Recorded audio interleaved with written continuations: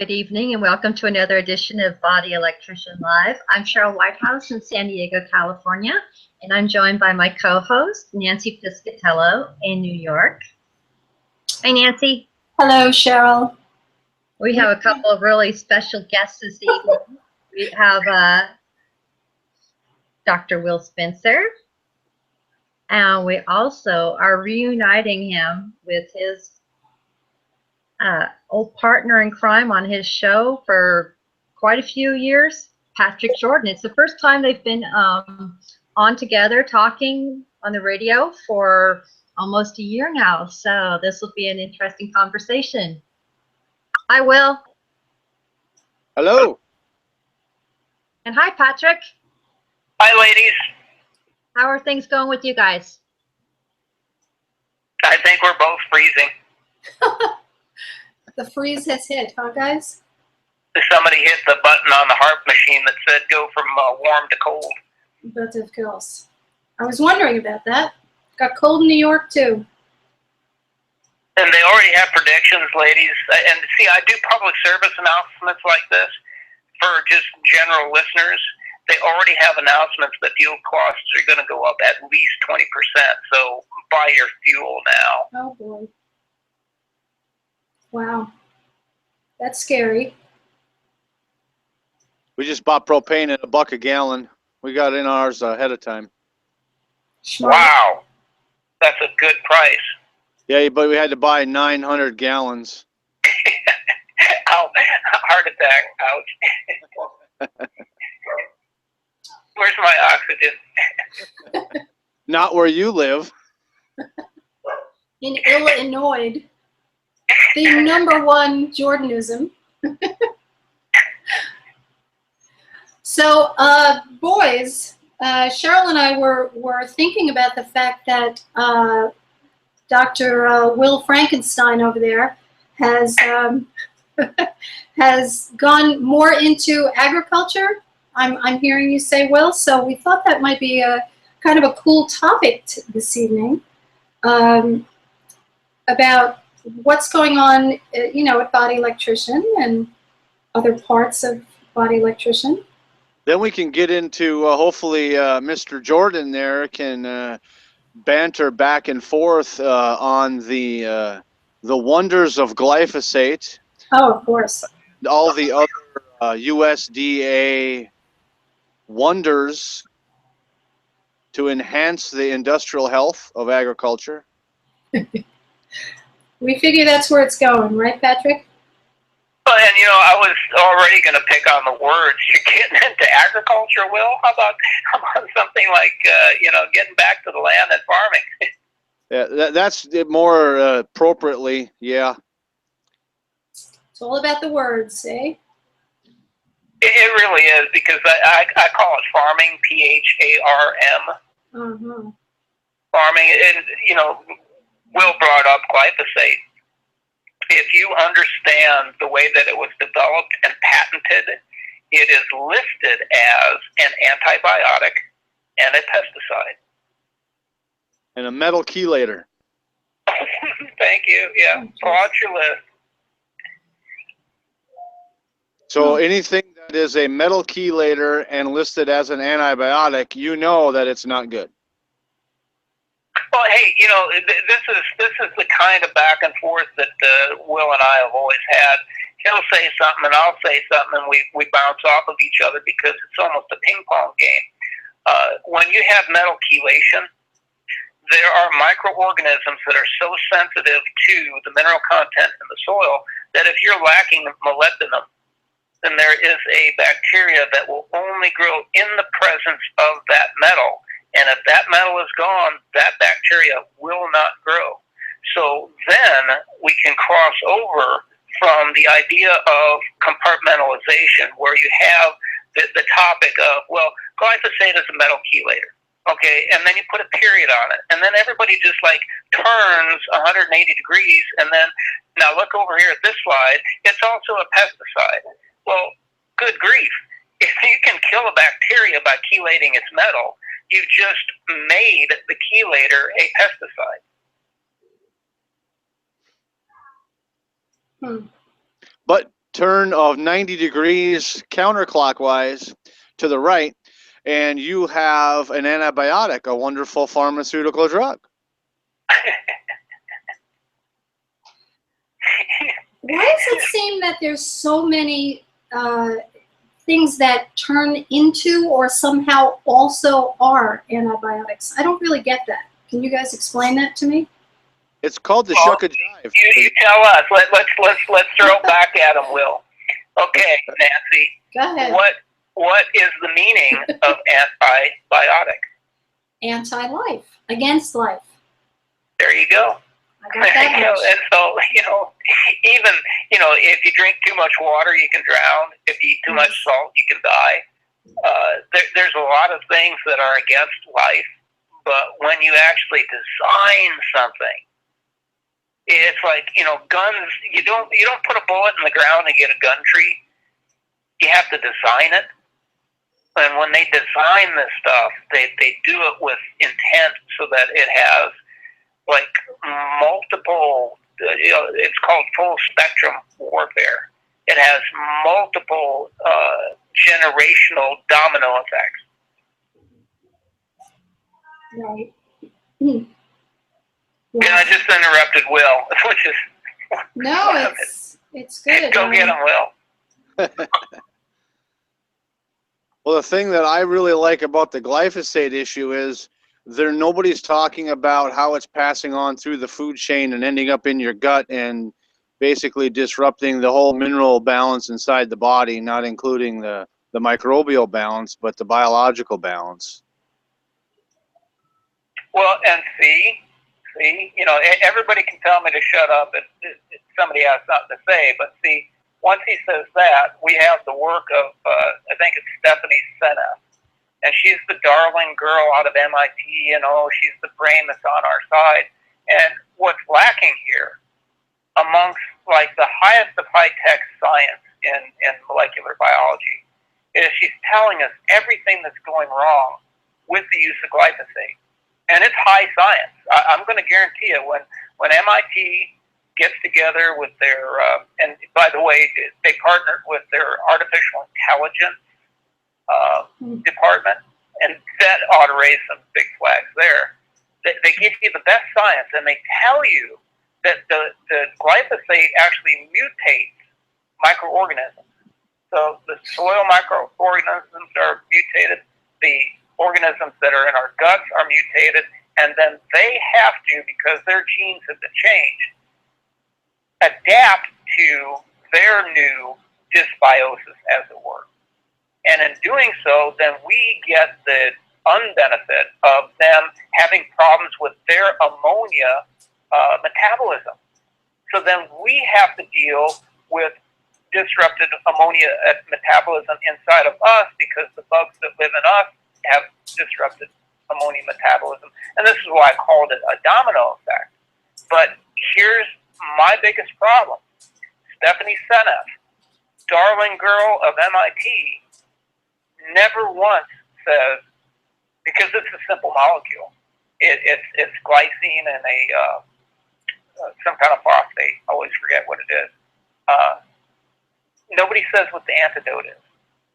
So here we have a poison then released across the world. They say it's in cotton so much that, sterile cotton that's used in the medical industry, and tampons and underwear and just about everything in the world has glyphosate in it. In tampons, did you say, Patrick? Anything with cotton in it. That is... I mean, I thought I was worried about chlorine in tampons, but so now you're saying there's glyphosate in it. Jesus Christ. Oh, saying that this is stuff that people send me through my inbox, and it's like, what? And that is the eye catcher there. This glyphosate tampon. Well, how would it get up the chain of commodities, if you will? Because that's what cotton is. It's a commodity. Sure. How would it get up there unless the entire planet wasn't just flooded with this stuff? So what's the antidote? And when you release a poison, don't you think somebody would think, oh yeah, and by the way, if you go to the hardware store and you mix these two things together, you can get rid of glyphosate. Nobody's talking about that. Patrick, Almost I'd like to no- know when they weaponized dominoes. I think we have a guest here. Yeah. I have to just announce to the audience that this is momentous. This is like an occasion tonight because we have the three most unique individuals on air with us, with Cheryl and I tonight. And these guys have usually been on their own radio show, Dr. Wil, Patrick, and Dr. No, or Bob. And it's amazing to have you all here together. I just want to tell you, my heart is overflowing. You gonna sing for them, Nancy? Sing that song? Okay, look, dominoes were first weaponized when they painted the white dots on them. Before, they were just innocuous blocks. In through nose, out through mouth, Patrick. What's up, Wil? Glyphosate gently. I have a question. I know that glyphosate gets all the bad news in the alternative media, but are the other chemicals really all that much better?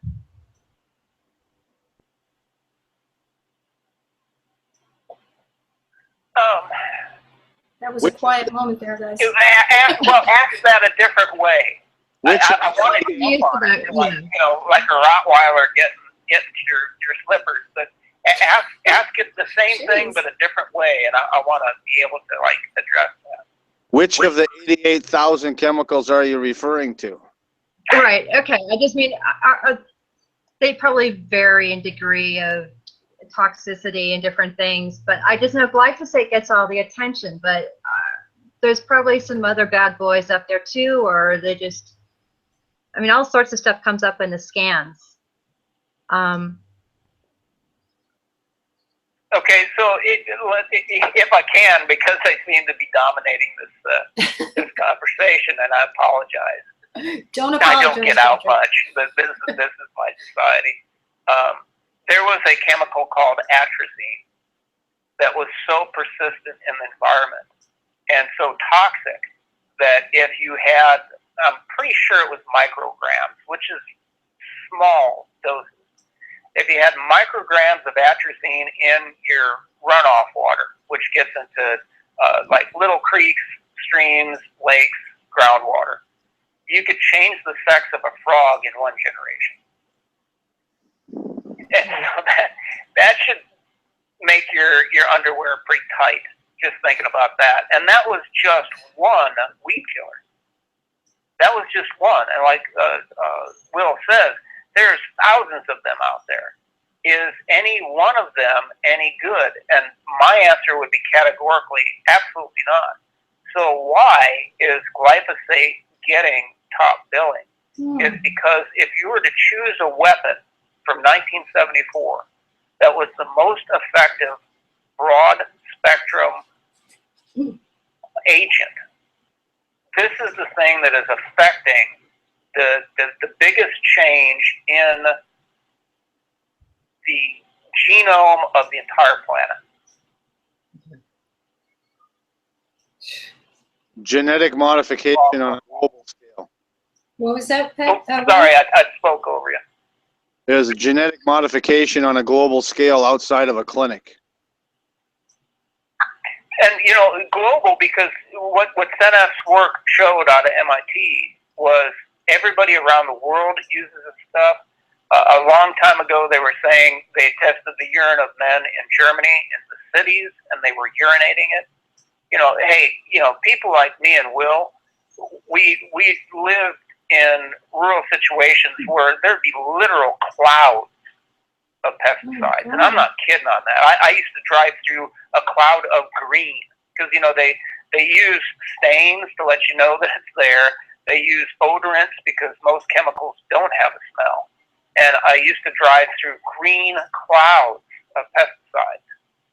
But, where are the people in the city getting it from?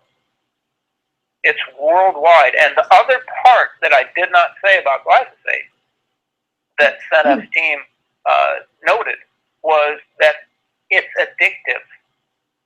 And that's the Addictive. only thing I needed to know. Why would little old ladies with spray cans, not wearing like hazmat suits, be, you know, getting weeds in their driveway with Roundup? Why would they be doing that? Why would entire agricultural industries be flooding the planet with this stuff if it was not like a street drug? Patrick, you're saying addictive as in like smoking crack addictive, or are you saying? I'm liking this. Oh, Yeah. little old lady spraying crack. I'm writing it down. Well, maybe there's something I need to know about glyphosate. I don't know. I'm asking you where we going. Like donut and pizza addicting, soda Yeah. pop addicting. Exactly. Well, pizza addiction, that I get, but glyphosate? That's And see, and I'm giving away my books, not Oh. literally, you know, not monetarily, but I'm giving away the content of my books. One of my biggest breakthroughs in my last 5 books was that there's a continuum of allergy is equal to addiction.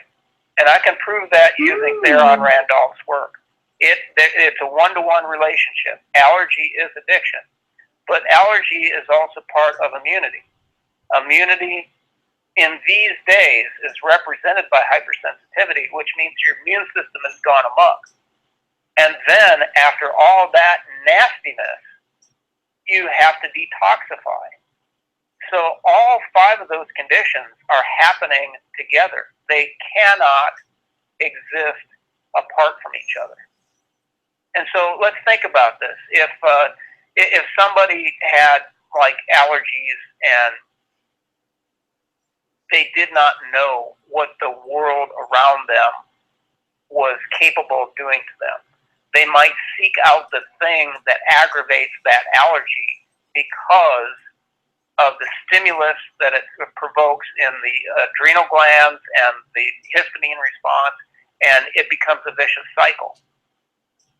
So, like, let's say for the sake of argument, somebody has hay fever and they always get roses from the forest.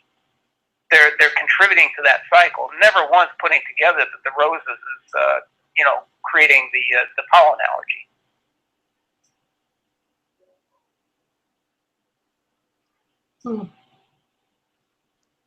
Don't you mean the pollen, the histamine response to the pollen? Yep. So then the stress hormones are released, and then the acidosis state takes place, and then we have around the merry-go-round we go. It creates like a physiological addiction. You know how they say some drugs are psychological and some drugs are physiologically addictive? It's the high that you get because your body has to mobilize to fight it, and so you get an adrenaline rush. It makes you feel good, even though your eyes are running and you're sneezing and your nose is watering. You don't put it together. And this is the same thing with food allergies. My goodness, I used to slather peanut butter on ear of corn, and I'm telling you, it tastes good. But if you have a certain blood type, you shouldn't be eating either. And it tasted good, and I would say probably within 3 minutes to half an hour, you'd feel like you wanted to die. I never knew it was the quote-unquote food. It tastes good. Yeah, we had that conversation the last time, right, Patrick, about how certain things, certain little bugs in the gut will often have you eat things that are actually... What's the name of your new book, Will? You are what you feed. You are what you're feeding. Yeah. Yeah, that's exactly it, Nancy, because, if a yeast infection can tell you to eat sugar, who's Yes. in control? Who's in control here? Right. Yeah, it's like I think there are certain ants that get some sort of mites or something that literally tell them to go into the water and basically drown themselves. Yeah, I might have the wrong bug, but there's a case of that. I mean, it's insane. I'm the expert in grossness. There is a roundworm that gets into crickets, and it makes them go and drown themselves in a body of water so that the roundworm can then finish its life cycle. Then there's the wonderful cordyceps. You gotta love the cordyceps, man. Big money in that. They're selling it for humans to eat. I saw some little kids the other day itching their butt and then immediately pull their hands out of their pants and stick it in their mouth and their nose. No way, man. That's Yeah, it. right on the street, right in town. That's There was a gross. whole bunch of kids, little kids, 4 or 5 years old. I like to see them in grocery stores. Yeah, Been but touching everything. Yeah. that's kids, though. JoJo was telling me the other day, Mom, there's a girl I know on the bus. She picks her boogies and eats them right on the bus. I'm like, but that's kids. They do crazy things. I don't know. There was a technician in the emergency room in Champaign-Urbana, Illinois, that was chewing his fingernail. Do you really want an emergency patient, with open wounds being worked on by some, part-time technician that chews his fingernails? Now, wait a minute, folks. I did tell you this was going to be a spooky show, a very Okay. creepy show. So here you go. We're really in it now. Fingernails and boogers and And pinworms, oh my. exactly. We're off to see the wizard. Now, how did this all start out with agriculture? Well, there you go. The yellow brick road. We derailed a bit from Will's. Yeah, what Will's doing. That's not unusual in this situation. I know. So take it away, Will. Yeah. So what's going on? I gotta say hi to Bob. And Bob. Bob. Usually I take credit for the derailers. Well, it's been 10 months since we've all three been together, so That's because I was having a baby. So was I. Pineapple. Okay. Yes. What's Patrick's baby? A book. there's a feminized male frog eating glyphosate through a straw. Not a DARPA mouse?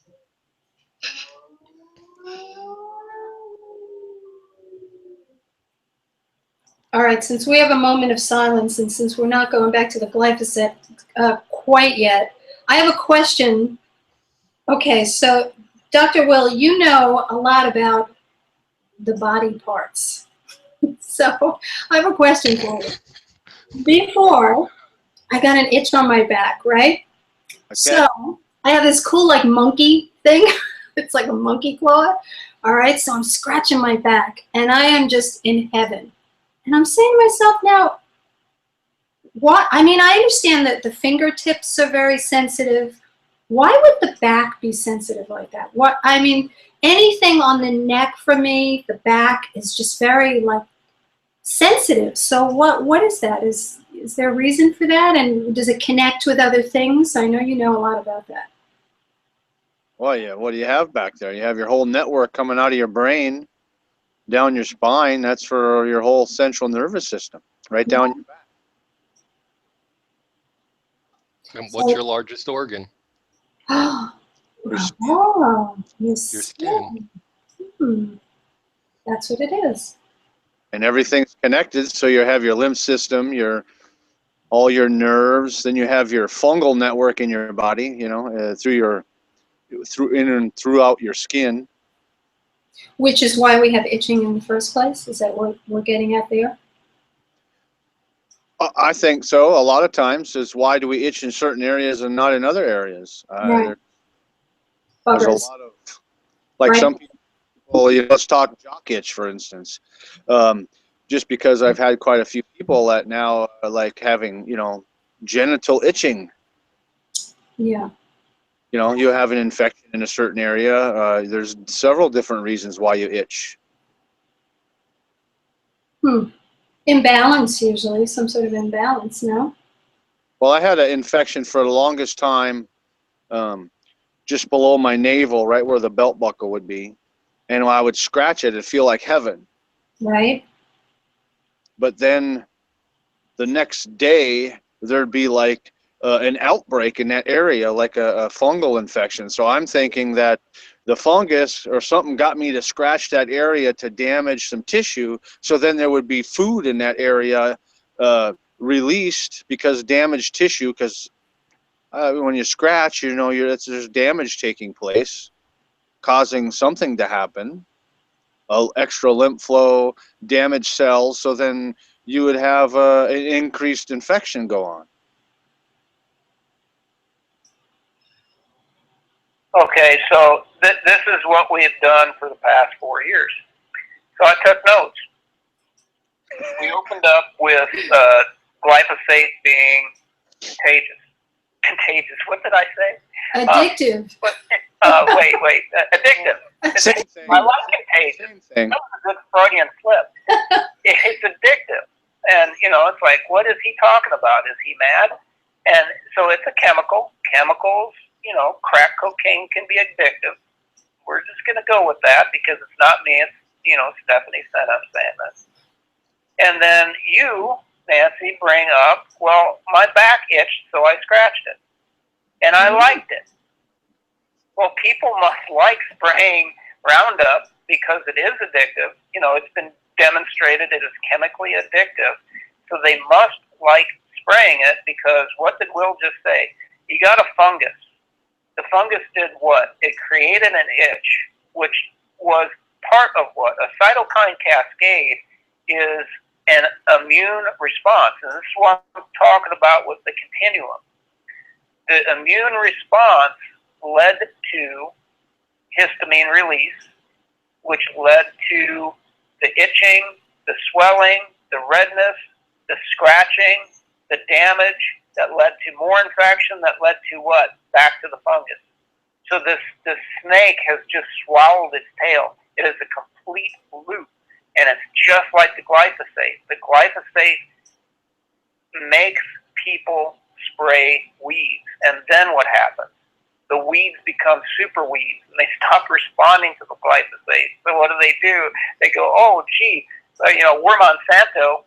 We got the patent to the glyphosate, and it stopped working. So I think we'll just pull our playbook out from the 1960s in Vietnam, and we'll throw some Agent Orange in there until that stops working or people drop dead.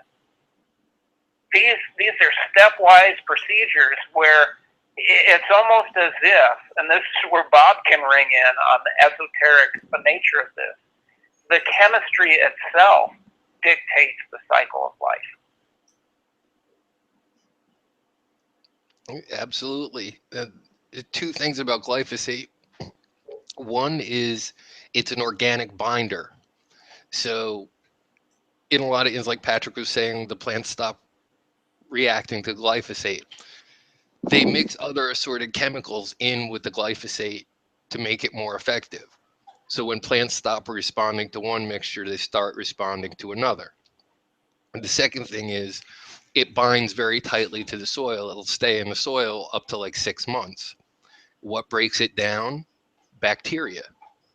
Okay. So your first line of defense, you know, if you happen to ingest it, is what? Your gut bacteria. And it's no surprise that people that are eating the quote unquote normal American diet have absolutely no healthy gut bacteria. So the chemistry, like Patrick says, is the cycle of life. And it's not just your chemistry. Like Wil was saying, you are what you feed. Okay. Well, you know, we call them the bubble wrap hand sanitizer generation. You know, these kids that get sick at the drop of a hat. Okay. Well, you know, and the prevalent use of antibiotics. If you actually look at the course of the quote unquote normal human in today's society, it's like a cascading effect. Okay. You become, you know, they introduce a poison, they change the poisons around because, you know, like Patrick was saying, plants develop immunities. You know, the removal of your healthy gut bacteria, the supplementation of other microscopic organisms into your own biology. Um, your community, it's a group effort. And the funny part about it is it really doesn't take much to listen to your body and to what your body's telling you. And that pretty much determines the effectiveness and the susceptibility of what you have to a lot of this stuff. And the other thing that Patrick mentioned earlier is this falseness of the thing of evolution of the species. Darwin was a fraud in pretty much a lot of respects, but one thing that's absolutely not fraudulent is that things mutate and they evolve, and it does not take hundreds of thousands of years like they make you believe. Okay, nature on its own has they've studied and shown mutations that happen within 2, 3, 4 generations, and all this modern chemical tinkering has made it happen even faster. Okay, so it really doesn't take much for long exposure to change your life cycle, to change your biology through the course of your life. Like the atrazine we were talking about earlier, that life cycle of a frog or one generation, that's 3 months. 3, 4 months, you've got feminized frogs. That's a generation. 3 months to go from Will to Wilhelmina. Exactly. Patty. Well, that's kind of sad, but true.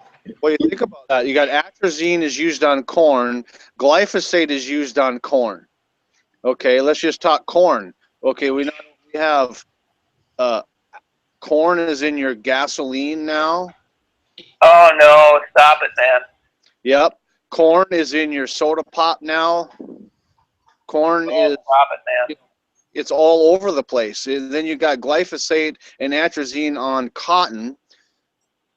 Okay, so we were talking about cotton. Let's talk about cotton seeds, because what does the plant do? It tucks all the crap in the seed to get, as a detox pathway as well as a fetus pathway. So now they're feeding cottonseed to cows. They're using cottonseed for all kinds of crazy stuff that people have no idea. And it's just transferring on through the food chain as well as the industrial chains. And we're coming in contact. It's just everywhere now. Hey, is anybody connected to that? Because being like a hobo farm boy, I'm still on dial-up. If anybody can look up the acronym of Crisco, because it's not a trade name. It actually stands for something. You're right. There is. Look it up and read it, because what Will is saying is, they grind it up for feed for animals, but they're making oil out of it. Oil that fries your French fries, man. Not just frying your French fries, they're feeding it to animals as a protein source. Well, here's another one of my favorites. In pesticides, you have an active ingredient like glyphosate, which is usually less than 5% of the overall mixture. Then you have a thing called inert ingredients. Crisco is crystallized cottonseed oil. Yeah, that's what I'm finding too, guys. I don't. But that's where they got that crystallized. Yeah, I guess CO is the cottonseed. Yep. Then it says something in French here. I don't know. Acronym in French. I have no idea why that keeps coming up. Because it sounds better in French. Right, Patrick? And come on, are we all old enough to have mothers or grandmothers that made like the best apple pie with Crisco in the fluffy crust? Well, now my grandma used lard. Oh, okay. Which I'm surprised on the farms, your grandmothers were using not lard but Crisco. Well, see, I don't know what demographic I'm talking to. If you got younger listeners, then their grandmothers started off in probably the 1980s. You know what I'm saying? Right. Yeah. Well, a unique perspective, seeing as how I'm only first generation American. My grandmother always cooked with lard.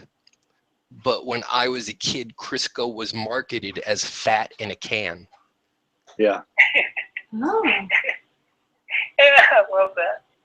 Yeah, and it was purposefully a marketing tool to get, you know, these immigrant generations of cookers to actually use Crisco.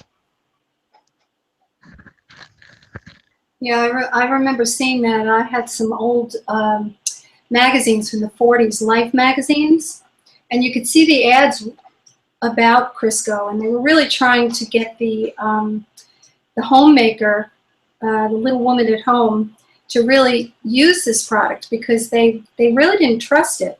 I think there's a whole story to that, and it goes with the acronym as well, but I don't remember that story. But yeah, they really did a job on trying to convince the housewife to give up her animal product.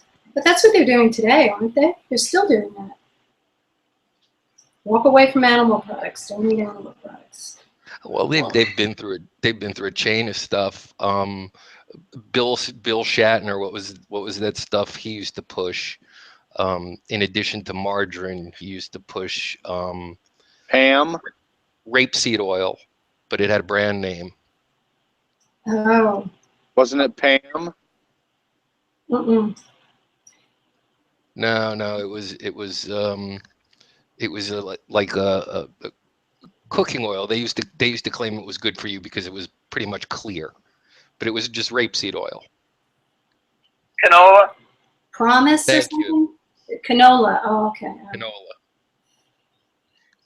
Well, that's what Crisco oil is, isn't it? You know what it's saying? It's cottonseed oil as well. Oh, Well, no, look up canola canola. is different. See, Yeah, I have become a slave to people that have high-speed connections. Put in canola because it's like an acronym for like Canadian something or other oil. yeah. It's Canadian oil. It was actually sewing machine oil in the beginning. They weren't having such good marketing success with something called rapeseed. Right. What is a rapeseed exactly? Mustard. The cruciferate, I forget if it's like a turnip or a radish.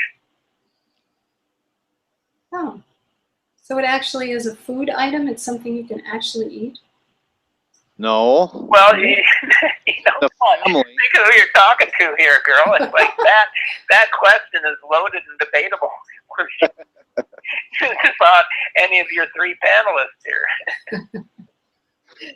Well, Define food. yes. Define edible. Define doof. There you go. Another Patrick Jordanism. Nobody got that? Doof? You got Food it. backwards? But Thank you for the plug. I was gonna say we got it. We're waiting for Patrick to plug. well, Where Pat, can we find this book by the name of Doof? Anybody? where do you find that, Mr. Jordan? Oh, I like this. You guys are you're so subtle. Why, at vaccinefraud.com for all of your insanity needs. Well, thank you, Mr. Jordan, for letting our viewers know where to find What you. did I teach you about Beetlejuice marketing? You have to say it 3 times. Vaccinefraud.com. That's vaccinefraud.com. And Did one you more say time. vaccinefraud.com? And you'll find a lot of other books there as well, right, Patrick? Good grief, yeah, I hope so.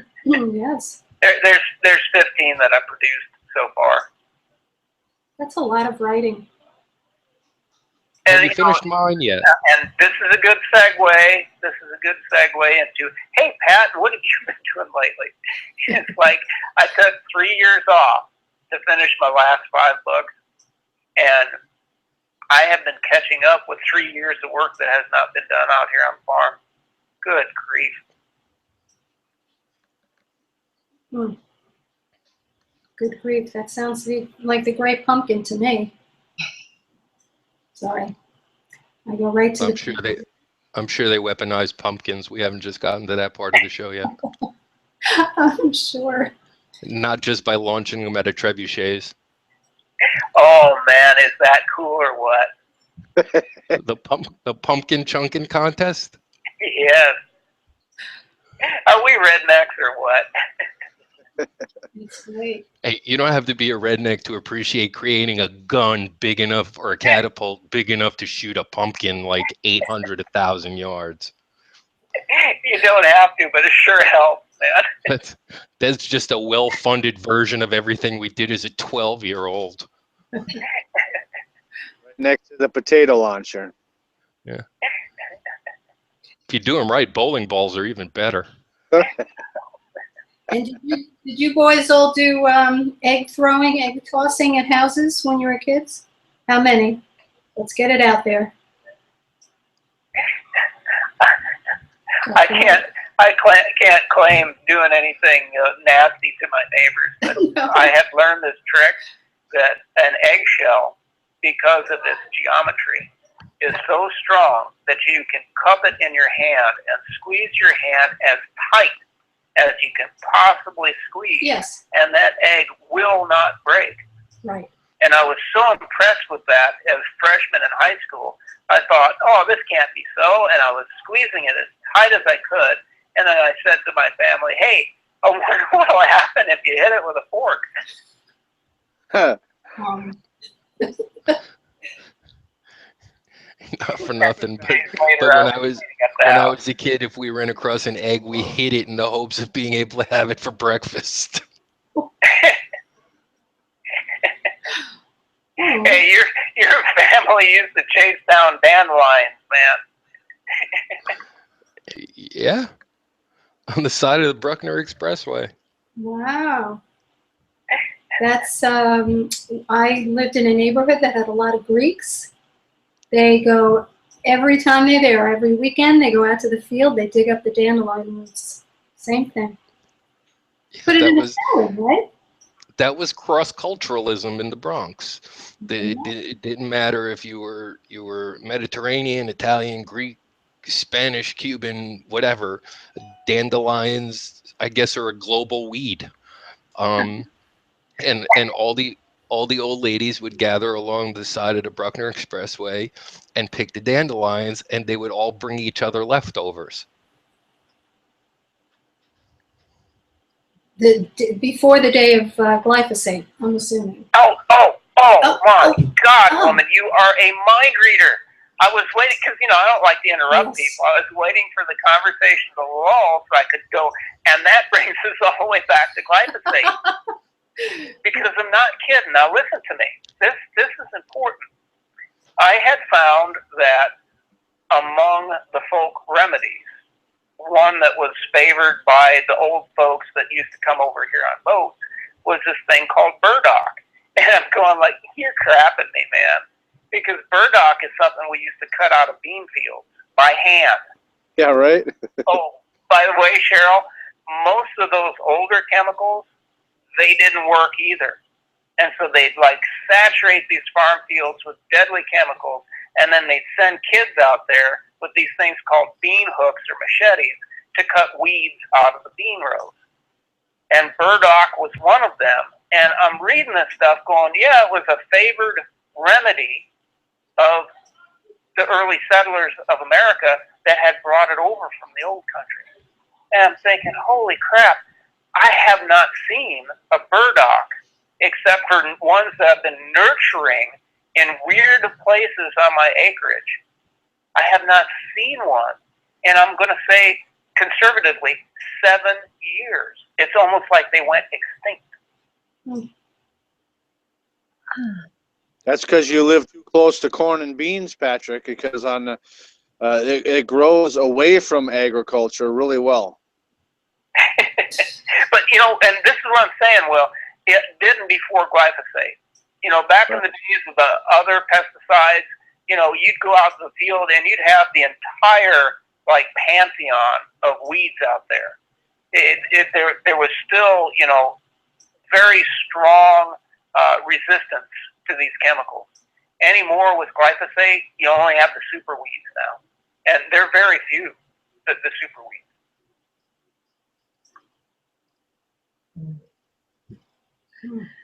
So we went right back around to glyphosate.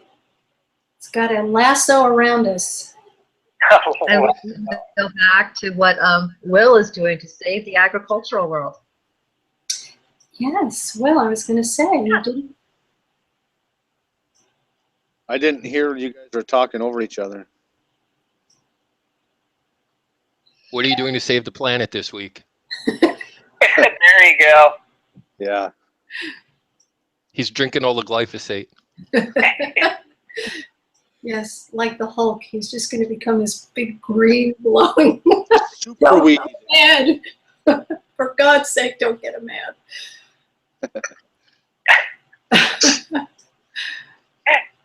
Wait. Well, come on. He's giggling over there. Come on, what's going on with that aggressive culture over there? Ooh, nicely done. Writing that one down. I did that for you, Patrick. I know you like those. Thank you. So I'm not doing anything different as in what we're doing. It's just the same thing, a harder marketing, because the agricultural people, the sustainable agricultural movement is a little off track because they're still not getting the concept of microbial diversity for the most part.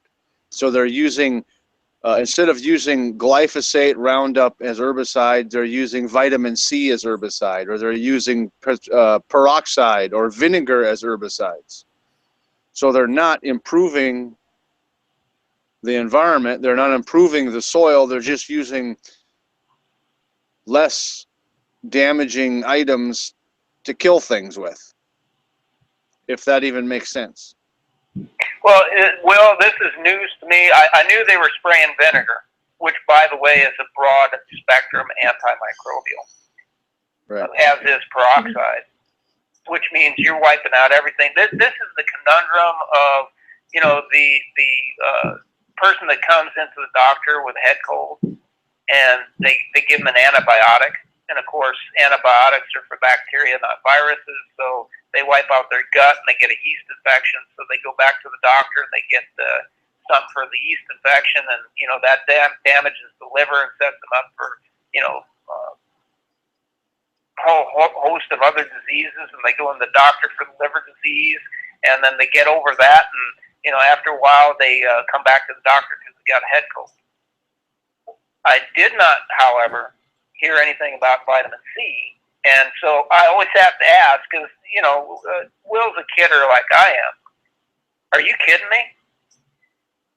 No, because they're using vitamin C as a preservative all the time in the natural health world, and in agriculture, in the food. Just look at the label. They're now mass producing vitamin C because of the acid content. It slows down microbial growth. And that was E. one of the, coli, that wonder soldier of genetic mutation. Right. So they're feeding corn, genetic, you know, modified corn or selective breeding corn to modified E. coli, adding a little bit of radiation in whatever form to create vitamin C.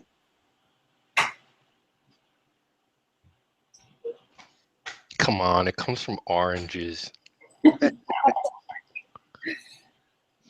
That's what you'd like to believe, you know, used to.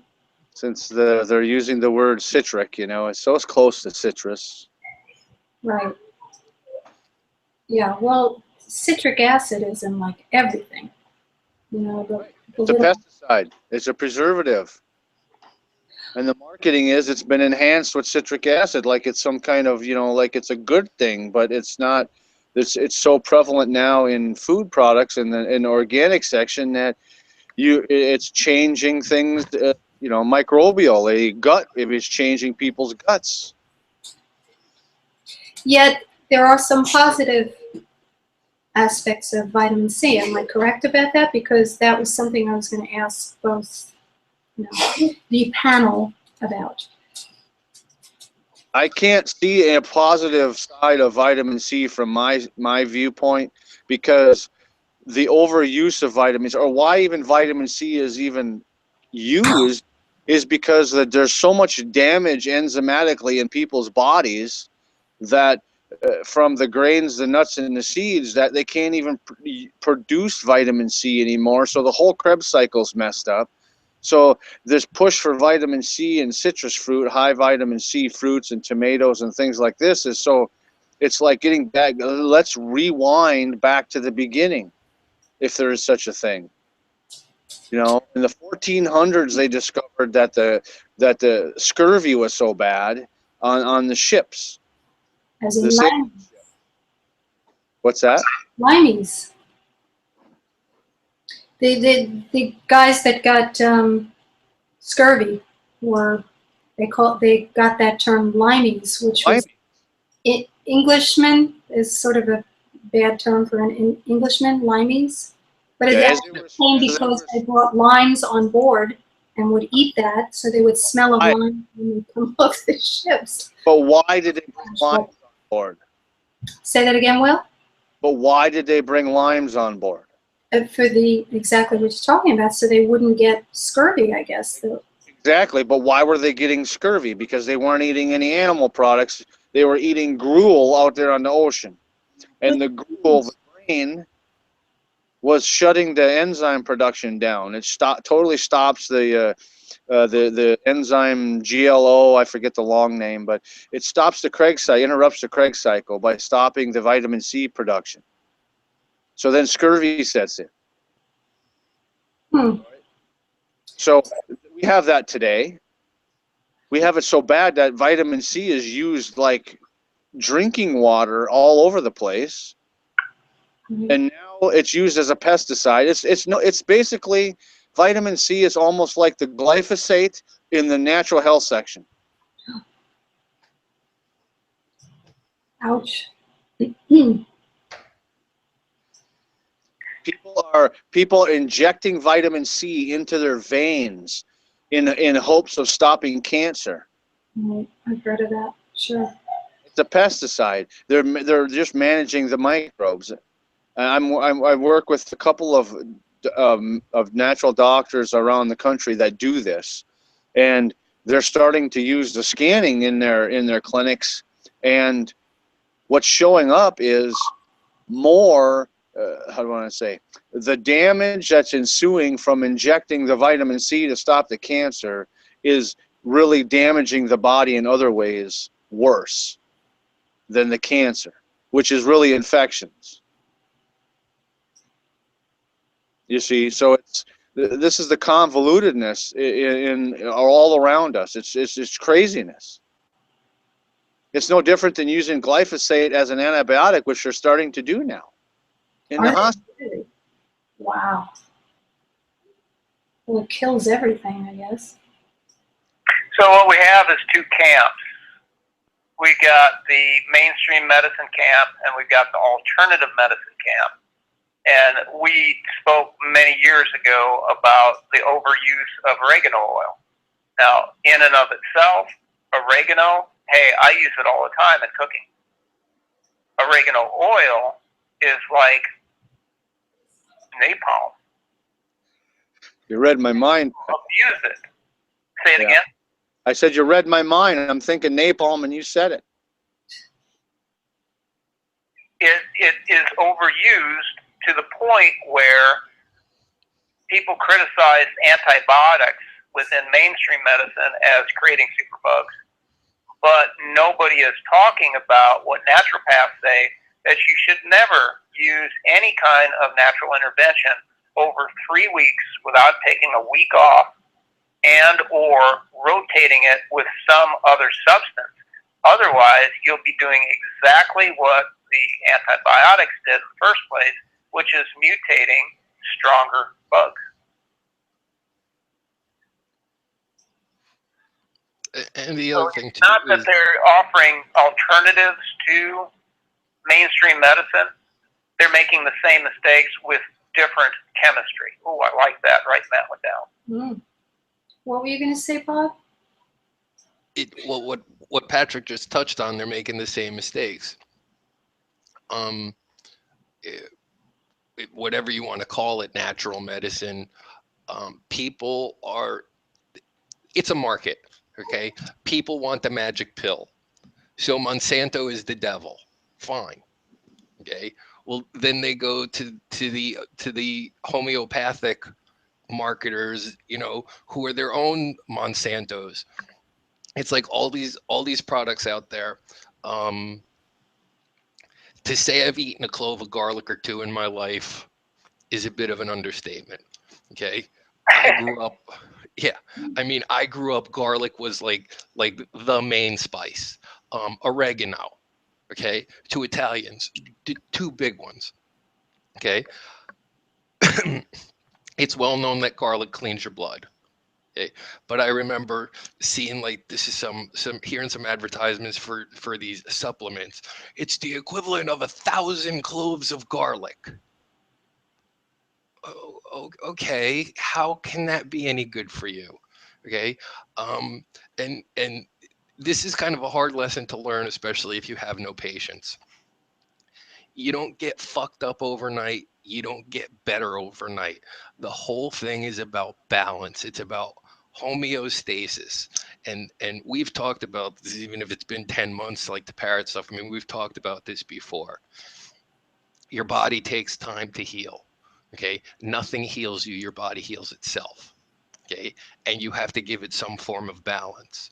But people want that magic thing. So if vitamin C is necessary and healthy, eat an orange, eat 2 oranges, you know, get organic fruit, quote unquote, whatever, you know, organic is. But no, people, like, you know, vitamin C, like Will was saying, it's like one of the most abused things. Like, oh, do you feel you have a cold coming on? Take 50,000 international units of this chemical that was produced in the lab. Okay. And nature has its own balance, and every time a laboratory, quote unquote, synthesizes an organic compound, it ends up in disaster. Okay. You know, LSD is one component of a psilocybin mushroom, just one. Okay. There's other stuff in there. Okay. It happens all the time in drugs, in pharmaceuticals, and the same things happen in, like we're saying, in quote unquote natural medicine. And why does it happen? Because that's what the people want. That's what the people demand. It's craziness. It's feeding to a market. And until people get that fundamental attitude shift in their head and learn to calm down and listen to their bodies, you could have the perfect cure for anything, and that cure will be abused to the point where it does more harm than good.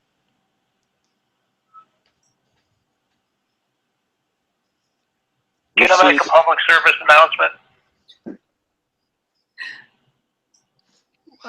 If you want to call it that, I guess. It's not like I really give a shit about the general public, but, you know, it's Everybody knows my saga about the cherries that's on my list.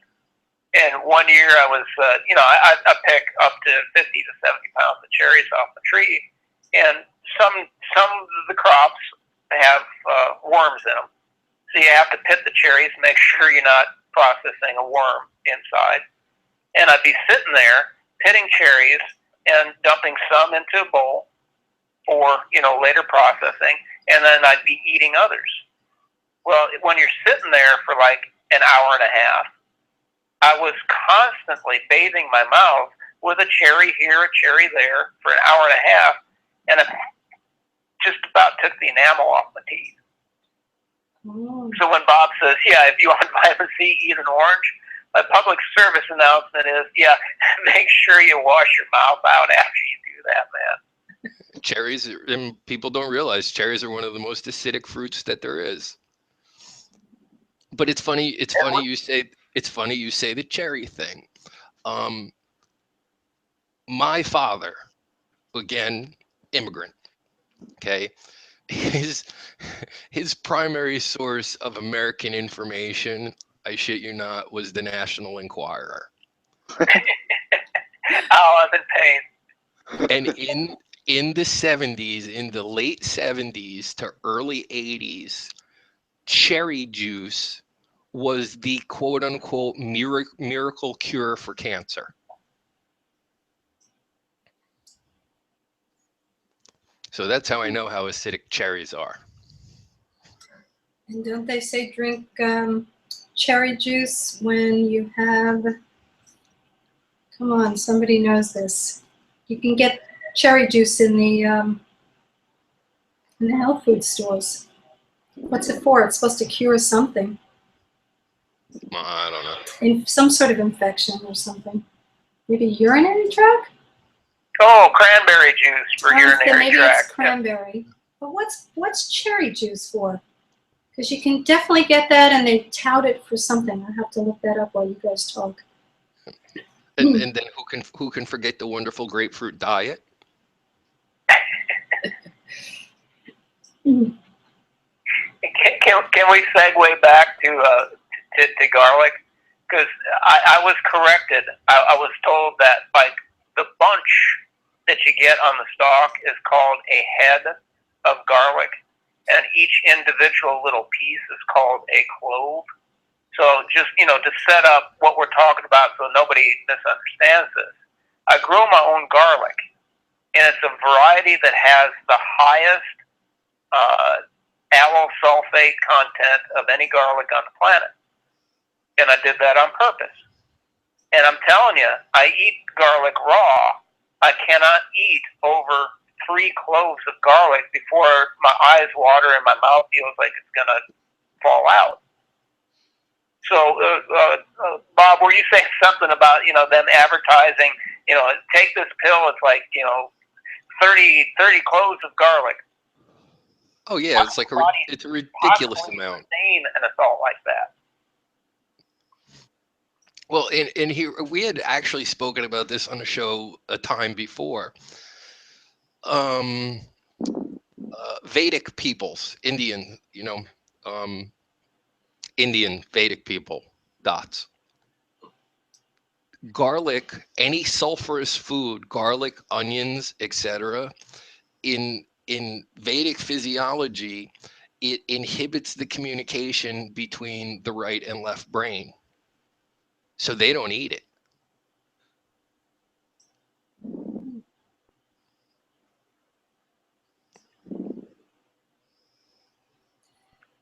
Yeah, that's reminding me of something too. What is that? There's supposed to be, when you cross your arms and things like this is what tells the body to use both hemispheres too. Isn't it have something to do with the psyche, right, Will? So that ties into that too. Yeah, to some extent, yeah. But I think Bob's talking about the dietary components that actually disengage the hemispheres. Mm-hmm. Yeah, well, but there's an importance, right, Bob, with the both hemispheres speaking to each other is what I was getting at. Right. And it's the meridians in your body, whether you look at Vedic medicine, if you look at traditional Chinese medicine, like Vedic medicine actually classifies your path to wellness based on your body shape, which I've learned most recently, or extremely recently, is exceptionally important in proper diagnosis of certain things, physical manifestations. Traditional Chinese medicine is based on not only your energy meridians, but your energy meridians are tied to your lymphatic system. Okay, your enteric brain in your gut. They called the brain that was in your head the mud pellet. And once again, we talk about balance, and it's balance in everything. It's balance in your food. It's balance in what you host in your body. Like Will was saying, you are what you feed. And again, it's that philosophy of, as long as you're looking for a magic bullet, as long as you're looking for a magic pellet, it doesn't matter where you go to. It's going to have complications. You're going to have more more problems with it than you're going to have good to it. I mean, we've had shows in the past about people trying to force changes in the pH in their system. You know, all the crazy things people do because, you know, everybody wants to be fixed. They want to be fixed now, and they don't want to actually have to do anything to be fixed.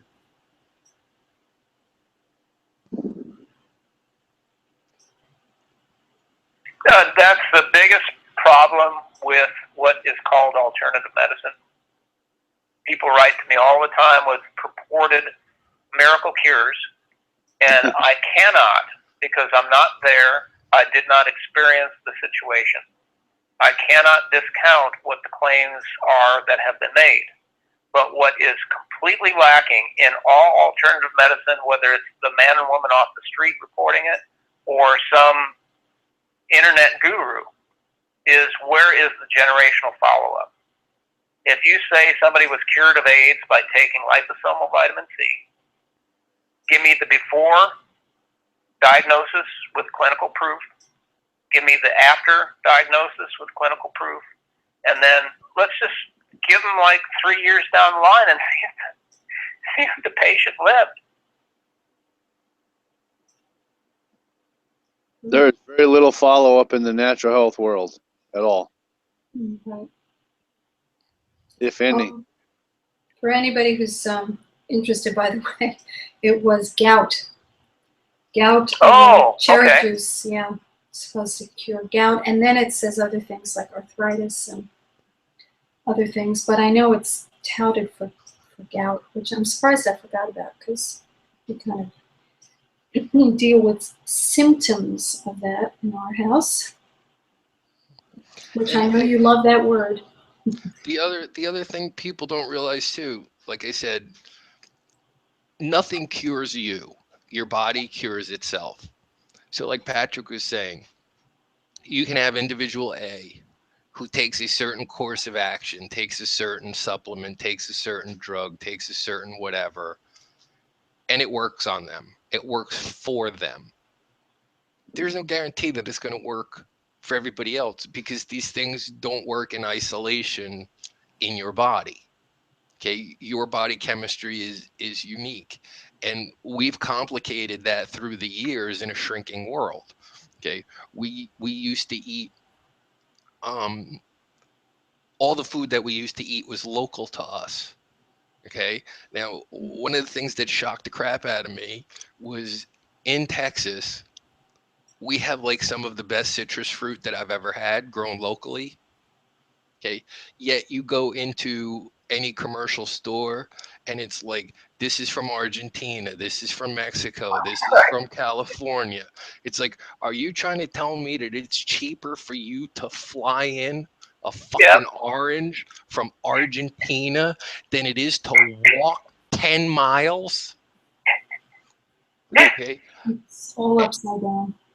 Yeah, and so there's this, and this is the one that I usually get most people with. There's a thing that actual, real, natural honey is a good, I don't want to say cure, but provide you with relief from allergies. That is only if you eat the honey that's grown where you live. If you're buying honey that's made in California or Brazil or Mexico, those bees are making that honey with the pollen for the plants that are indigenous to them. That may actually worsen your health if you eat too much of that stuff because you're getting exposed to things that you wouldn't normally get exposed to. And you're most definitely not going to get relief from your quote unquote local allergies by doing that. And it's this concept of the shrinking world. We have not only a chemical altered diet, but we have a geographically altered diet. And that has a profound effect on people. So, you know, people say, oh, you know, the ancients, they survived only on, you know, blah, blah, blah. Okay, well, you know what? Inuit Indians survive predominantly on seal fat and whale fat. Okay, you eat that 3 times a day for like a month, and you tell me how healthy you feel.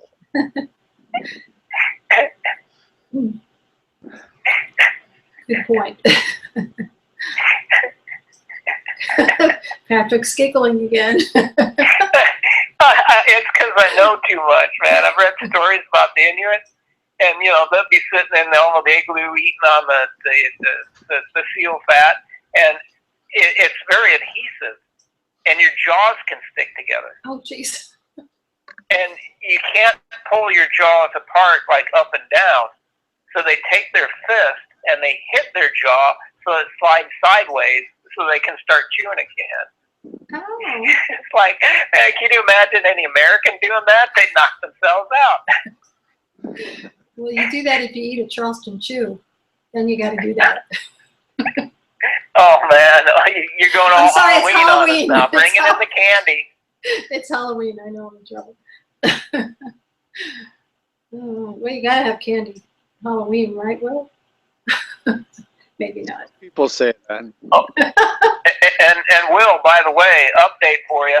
I saw 3 honeybees that were actually active this entire year. The whole year. I'm saying the population is rising. We have a 300% increase this year. That's right. Second, I wrote that one down. That's pretty funny. second year in a row, I'm in pain. You guys are putting me in pain, man. Don't do that. second year in a row, we've had none. And which actually is scary is we usually have a lot of wasps, and I've had one nest, and they were freaking tarantula wasps. And Oh, wow. that's like a completely different animal. These aren't good, friendly pollinating guys. These things are like the second most painful sting in the insect kingdom. But because we have tarantulas, we have a lot of tarantula wasps. But we've had no bees and no moths, which I found odd. Because my house is like always open, and we usually end up with a lot of moths at night, and that's why I let the chameleons run around the house, and we've had none, like literally. That's scary. Yeah. I've seen maybe 1 or 2 dragonflies, mosquitoes, these little teeny tiny mosquitoes like the size of gnats. There's been some of those, but generally speaking, the flying insect population in the entire time I've been down here is like diminished to next to nothing. Even with all the rain this summer down there. Yep. That's weird. Yeah. And like usually like once a month, I do the tour and knock down the nests, and then and all the eaves and stuff like that, all the bugs. And like I said, at night, you could sit in my living room. There's all kinds of moths that fly around, and the little chameleons all run around and catch the moths and stuff. Nothing.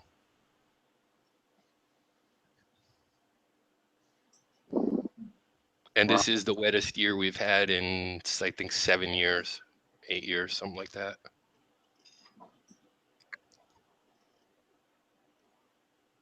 I don't know, does that bring us into what they're spraying in the skies?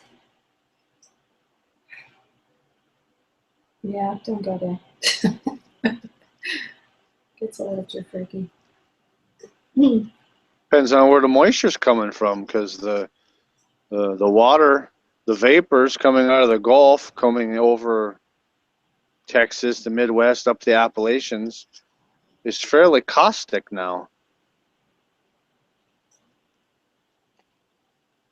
And it's actually pretty green. It was weird. I noticed in the pool,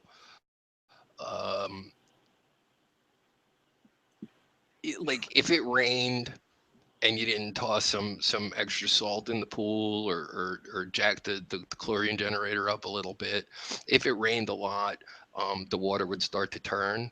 But now you can actually see when the water hits the pool that the raindrops actually are greenish. Ooh. And Yeah. they say that's because of the cedar pollen, but that's yellow. Yeah, we don't have any cedar in the Appalachians, and this year was significantly greener rain, and the ponds and the pig pens, they had this really thick, snotty algae, almost green layer on them if they weren't being used just in a day. Yeah, like any flower pots or any place that water collects, there seems to be, like you said, like an algae that forms on top of the soil. Well, this all makes sense because the national agenda is to have a greener, more sustainable biosystem. That's great if you're a fungus. Cheryl was asking too about, Bob, with does the local honey by you help with those cedar allergies? I never really got cedar fever. And it's funny from what the locals tell me but what like my friends tell me down here is it's one of those things where the longer you live here, the more susceptible you get to it. And I never particularly had it, but I do eat like the natural honey from down here. But what I can tell you is it works pretty good on a couple of the dogs have pretty good allergies, and I give it to them, and it's like a super treat for them, and they have sugar joneses and run around like idiots for a while, but it seems to calm them down some.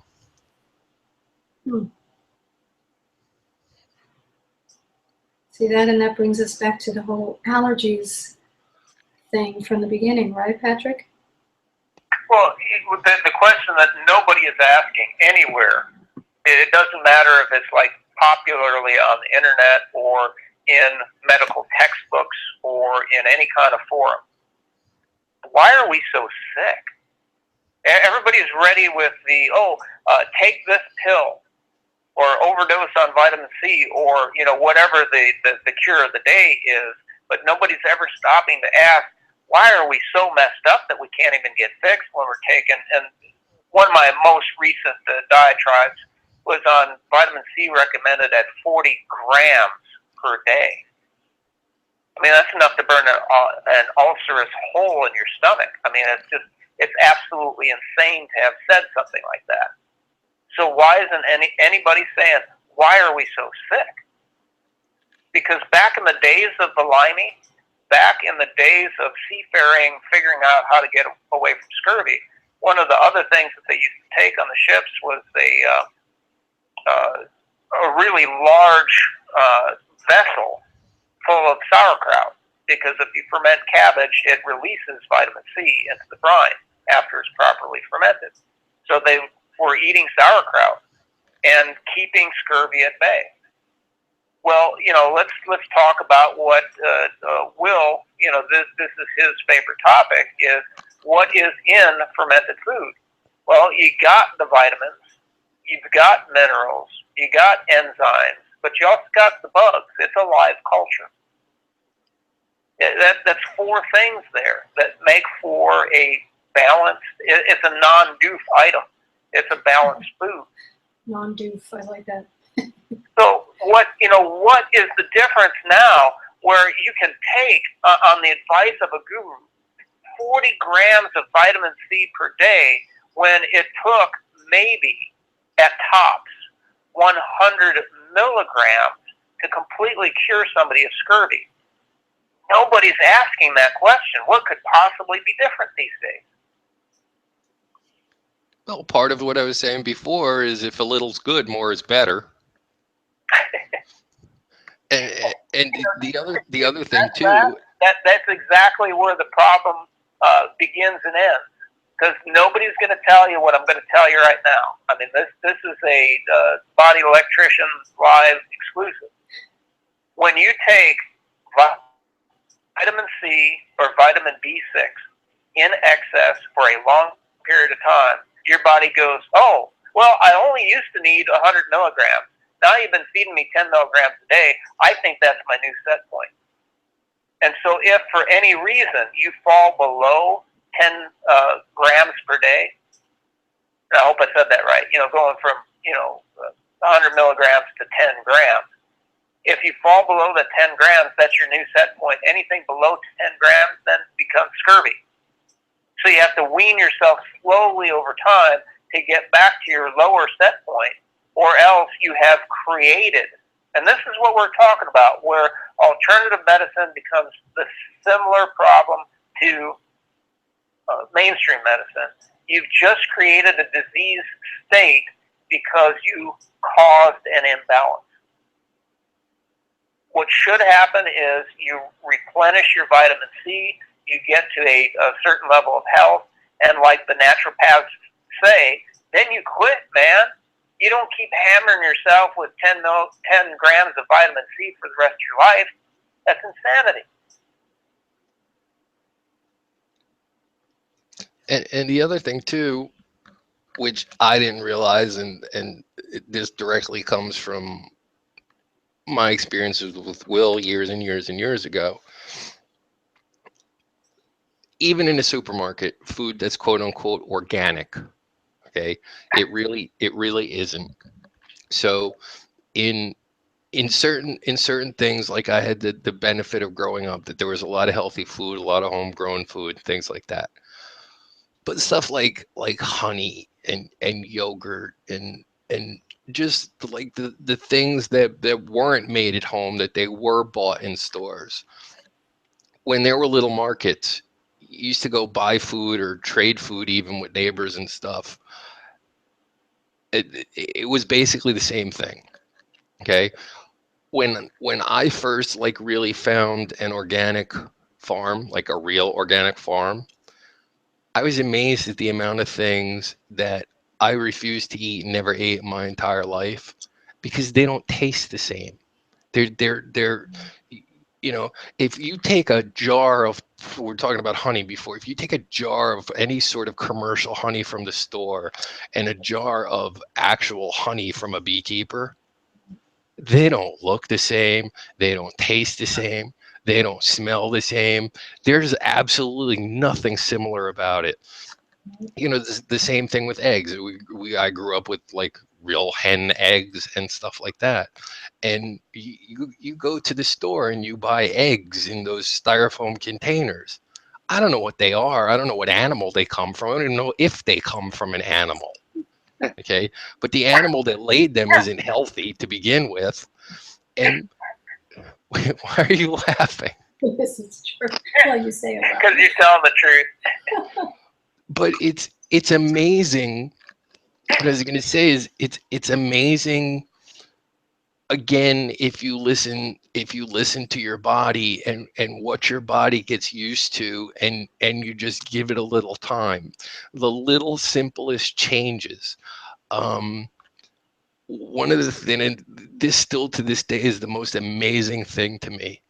If you open a package of Wonder Bread and have me smell it, I want to puke from the smell of sugar. Okay. All I can smell in processed foods basically is sugar. And it's actually like nauseating. The little things like that, you make those little changes, those whole changes, those systemic changes, like Patrick was saying, as opposed to bombarding yourself and beating the living shit out of yourself with extreme changes, and give it time. It doesn't take long. In 4 days, basically, I was able to notice a difference in how I felt. And the longer, because that 4 days is like the critical time. Stop drinking soda, stop drinking stuff with corn syrup in it. Things like that. It takes 4 days. Okay. Just do it for 4 days and give yourself that chance, and be honest with yourself about how much better you feel, or maybe even if you don't feel better, you just feel different. And what you'll find out is it's a cascading effect.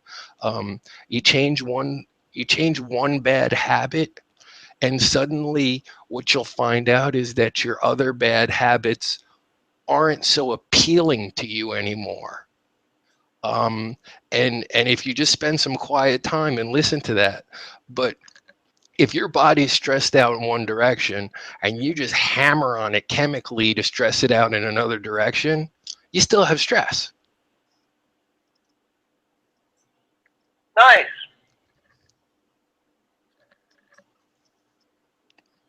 Yeah, well, you're talking about how one feeds each other. One thing you do interacts with other things that you do or don't do. And I'll tell you something else too. To everybody that says that they can't afford a healthy diet is way cheaper than the shit that you're buying and eating that comes in a box. Yeah. That's a fact. Well, we always talk about that too, Will, how, like what Bob just said, I mean, you simply just eating, getting away from grains. I mean, it gives you very simple, animal products and vegetables, fruits. It's a different diet, but I find you need less food. And I think Nutritionally dense food for the most part, but you're not having to have all the medical costs and all the symptomology fixing costs, all the peripheral costs. I mean, I don't know, I travel all over the country and I follow, I'm pretty much 80-20 on what I follow when we're out and about. I mean, we don't eat that much volume because we're not doing a lot of labor, but it's any state we've been in, we've always been able to find halfway decent food, even in big cities. It's always best to find local. I'm always looking for local food, growing, from local farmers rather than shipped in stuff. But it is overall, it's way cheaper and it's way better for you, like Bob was saying, to eat a healthier live, fruits, vegetables, and animal products. And the other thing too is I see people drive themselves crazy, like pinpointing things. There's chemicals here, there's chemicals there, there's hormones here. You can't get away from it. You're right. You can't get away from it. But here's a secret. Okay, and this was like one of Patrick's and mine's best bits. Where does the Ebola go when there's not an outbreak? Don't do that, man. I have not stopped thinking about that since the very first day you said it, ever. Yeah. The bottom line is we as human beings live with all this stuff. What causes an outbreak isn't the fact that Captain Stubing brought the Love Boat ashore with the Ebolas on it. It's the fact that some other part of our biology has made us susceptible to it, if you believe in that whole thing at all. But the fact of the matter is, this all of this nasty stuff is around us all the time. You don't need to worry specifically about every single thing. If you worry about feeding your body properly, your body has its own defense mechanisms against a lot of this stuff. Now, sure, certain of it is just hardcore chemicals like, pesticides and things like that you want to stay away from.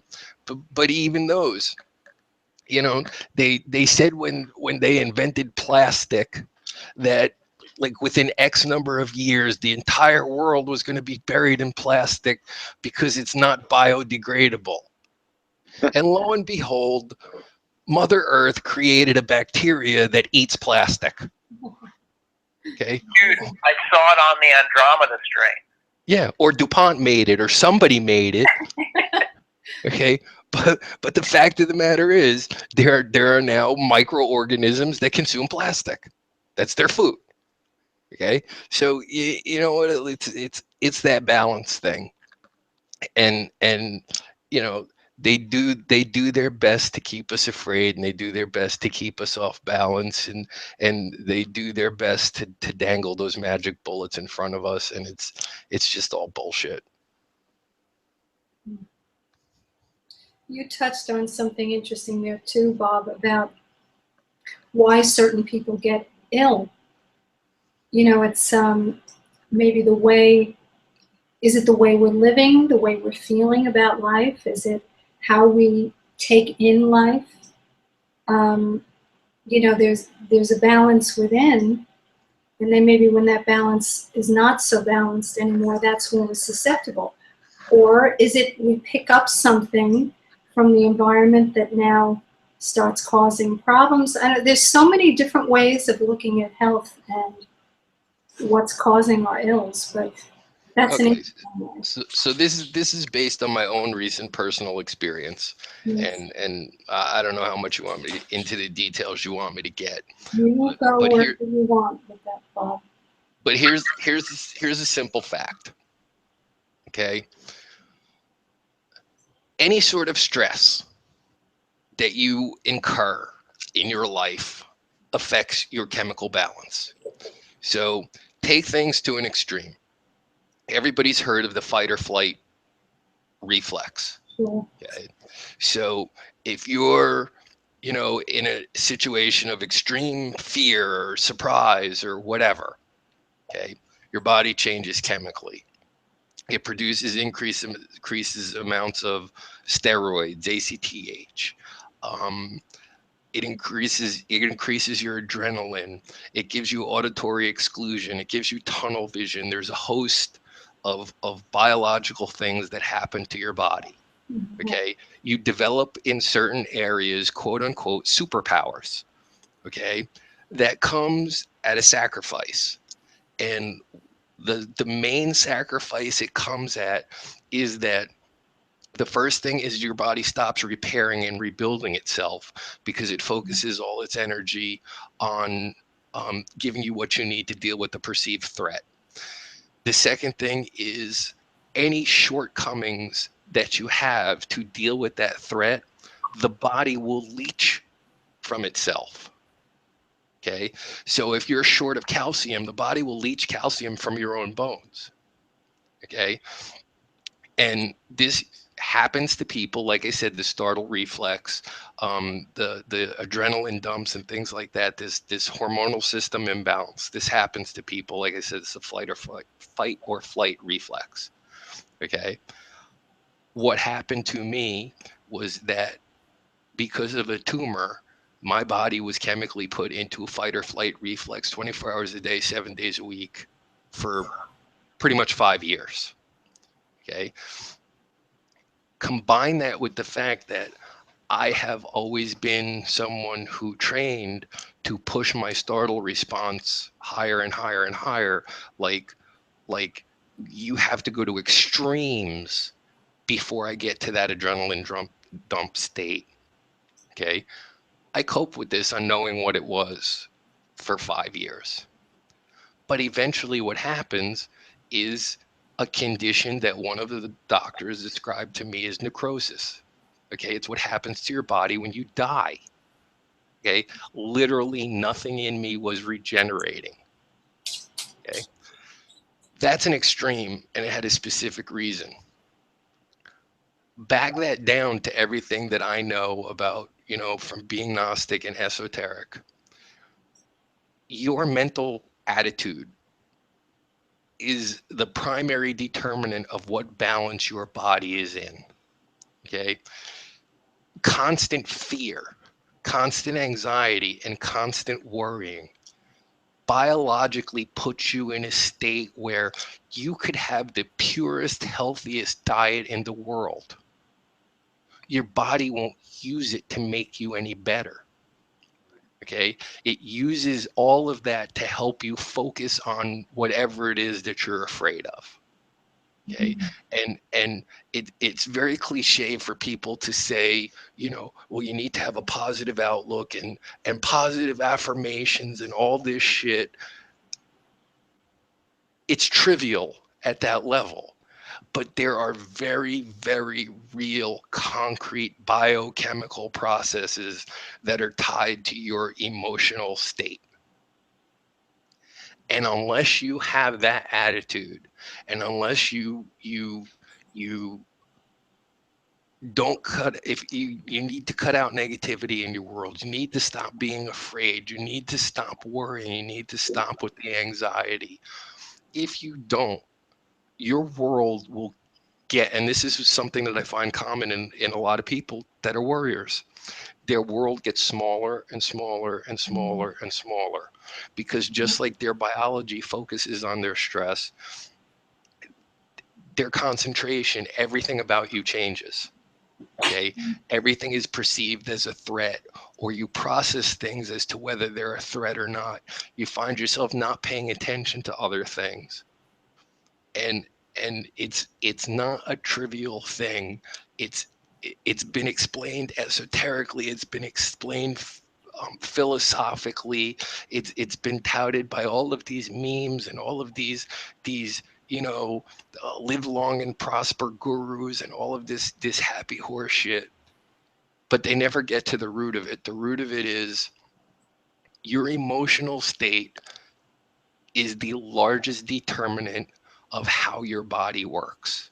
And again, if you're in a shitty emotional state for a long period of time, chemically, nutritionally, whatever, the best medications, the best foods, the best treatments will not help you, because your body will just not use what you're giving it. You can't use what you're giving it because you're in that constant state of anxiety or whatever that's taking and away from the digestion. Wow, this so ties into our show, folks. If you want to go back and watch our emotions show, we talked a lot about this, how that ties into your health. So this is great stuff. And Bob, can I ask you a personal question? absolutely. The reference that you made about training to have your startle response at a higher threshold before it triggered, are you saying then that training actually delayed the onset of what would have been an earlier, manifesting disease? Yes. Did I say that? So that's Yes. clear. It pushed everything back, whereas a normal person would have possibly noticed sooner their emotional change and their change in mental processing. I didn't, because it was how I was trained to live, quote unquote. Right. In hindsight, I can look back and see it. And well, to give you an example, the ACTH, the hydrocortisol in the human body, is like 20 milligrams. Okay. The average person's startle response may take that to 30 milligrams. I was living daily on 700 plus milligrams. Great. Yeah. Wow. And now I'm going through the withdrawal of being weaned off of it. And like I said, what that triggers is all of the energy. And what I was going to bring up is the book that we never bring up, The Biology of Aggression. Okay. We love you, Lisa. Right. The Bible. I mean, there are papers in that book that talk specifically about the manipulation of your endocrinology, okay, through fear. So if fear can cause those kind of things, wasn't there something about anger doing something else? Well, yeah, there is. Anger is not an unhealthy emotion. Anger is actually one of the most positive emotions that there is. Too many people equate anger with violence, and that's absolutely not the case. Violence is a completely separate animal. Anger is a tool like anything else. More to the point is what I would call threat management. Okay, you're your biology is such that once you're in this fight or flight condition, you process threats. The longer that you're in this condition, it's a self-feeding loop. The longer that you're in this condition, the more ways you can rationalize anything being a threat.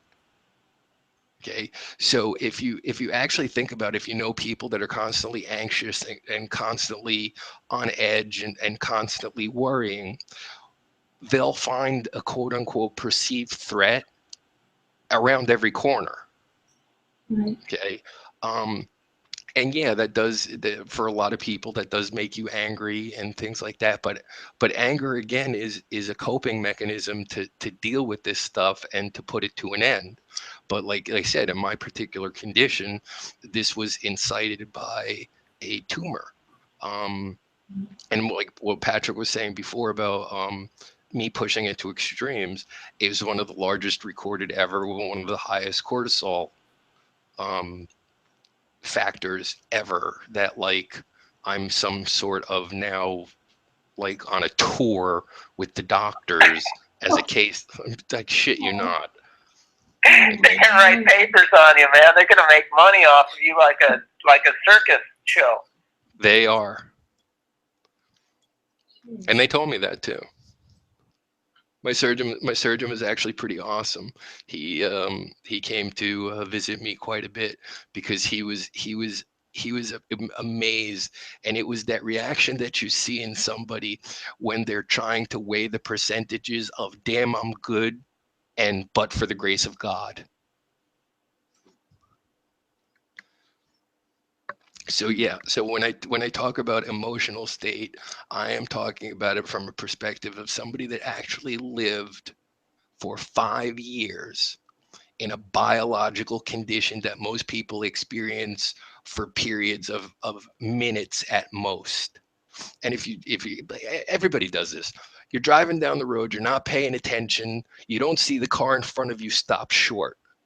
Okay, you look up, there's the headlights, you slam on your brakes, and immediately you don't know if you're going to stop in time. Okay, your vision focuses solely on the car ahead of you. You have no peripheral vision, you have limited fucking hearing, audio exclusion, your heart's beating and racing, you have a death grip on the steering wheel.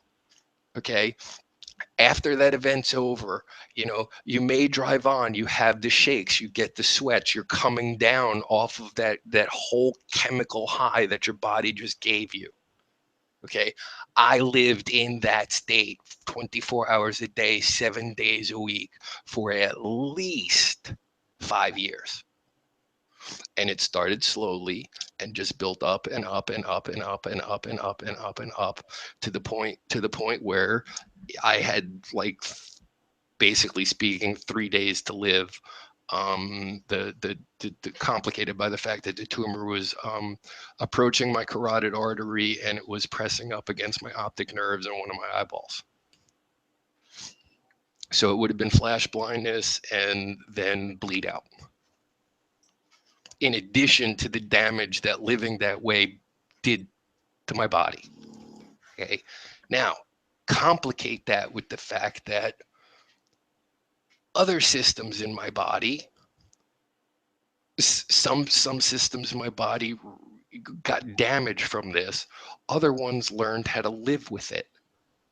Okay, so now I'm coming off of it with withdrawal wise, like literally like withdrawing off a drug, and the drug was created by my own body. Okay, so muscular degeneration, osteoporosis, weak brittle bones, rheumatoidism, basically speaking, everything that level of steroids and cortisols and hormones did to give me superpowers in certain areas, like literally destroyed my body in other areas. So now it's like that weightlifter that's taken hormones for one thing. It rapes the other part of the body. right. And like I said, it completely affects and is completely tied to your emotional state. So me, no matter how Leo Buscalia, happy fucking joy I would have ever been, okay, it still wouldn't have worked because I had a physical stimulus that was doing this to me.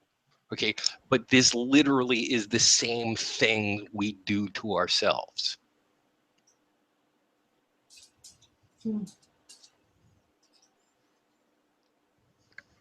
Wow. Thanks for explaining all that. And so that's why I said, I mean, Will and Patrick and anybody that's listening, that's listened to our shows that we did for years, they know about me, my attitude, my philosophies, and things like that. So the fact of the matter is, like I said, no amount of happy, joy was going to change what was happening to me chemically. But that, to me, like, never stopped me from knowing that it is a profound effect. It is a huge effect. So again, it doesn't matter what path you take. Okay, if you take that path in fear, the results will forever be negative for you.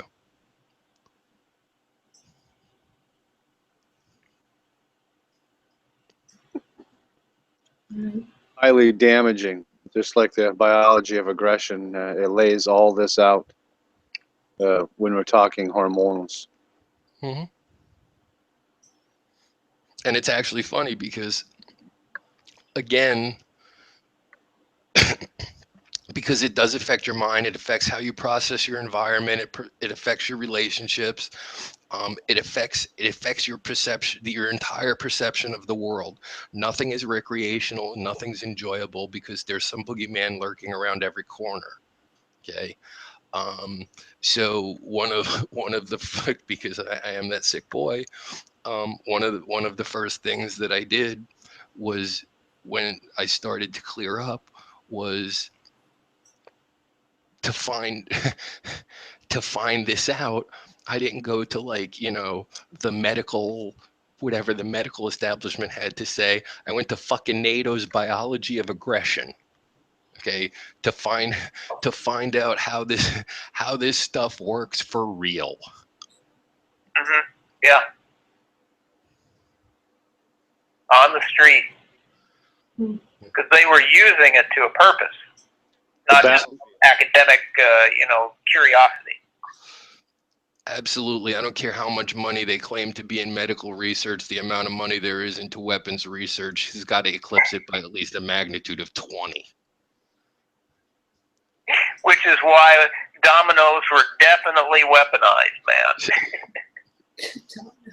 Because I do indeed see a threat around every corner.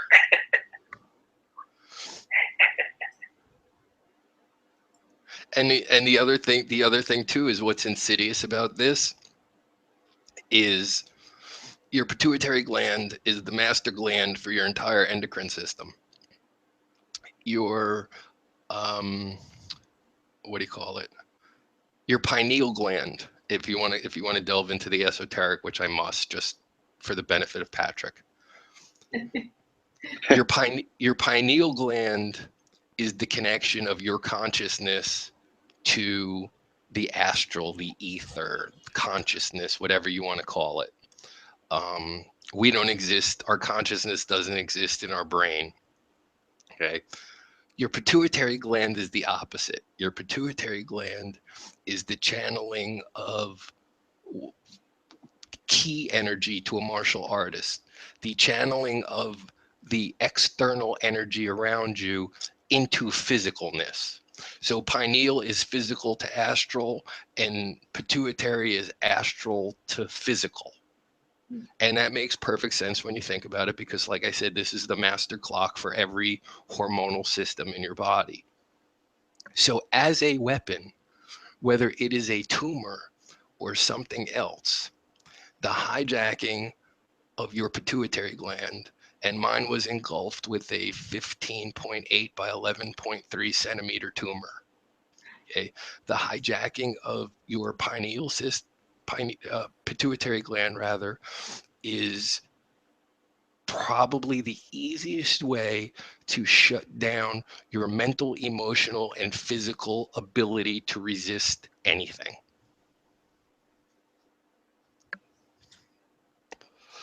And if you don't believe me, once again, the book is called The Biology of Aggression, published by NATO. In 1981, they knew all this crap. And most of that research was back in the 50s and 60s and even into the 40s.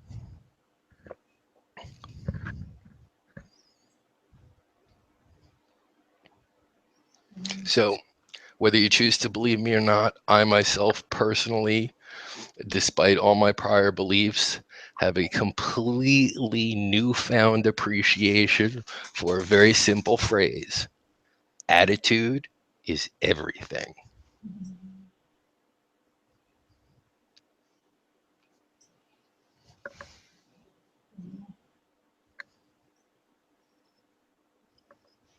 It's lucky you're a strong guy.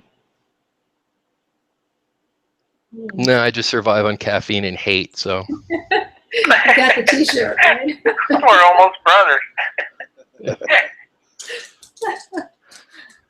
There. I'm your Mormon brother. I'm the one that doesn't drink caffeine.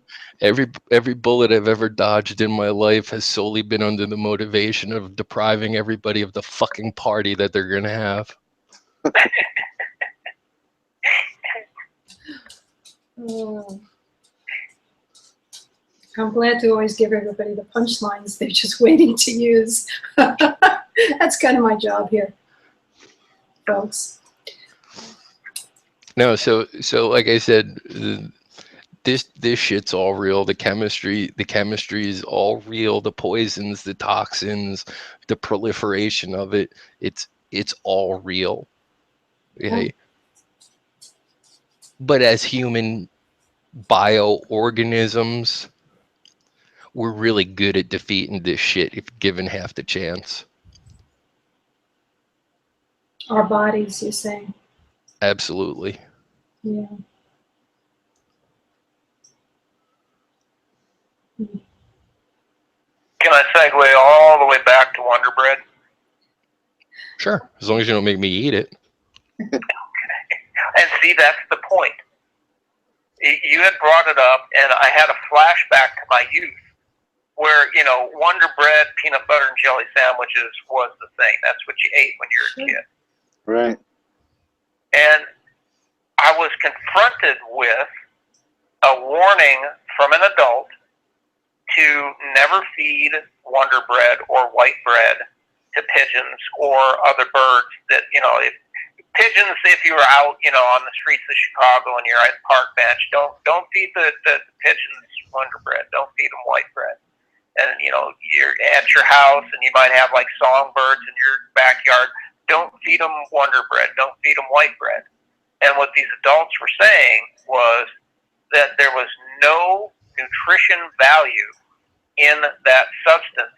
And because it bulked up within the gut of the bird, that it prevented the bird from eating something that would give it food. And although it never stopped me as a child from eating Wonder Bread, peanut butter, and jelly sandwiches, that dissonance stayed in my mind the whole time of, well, wait a minute.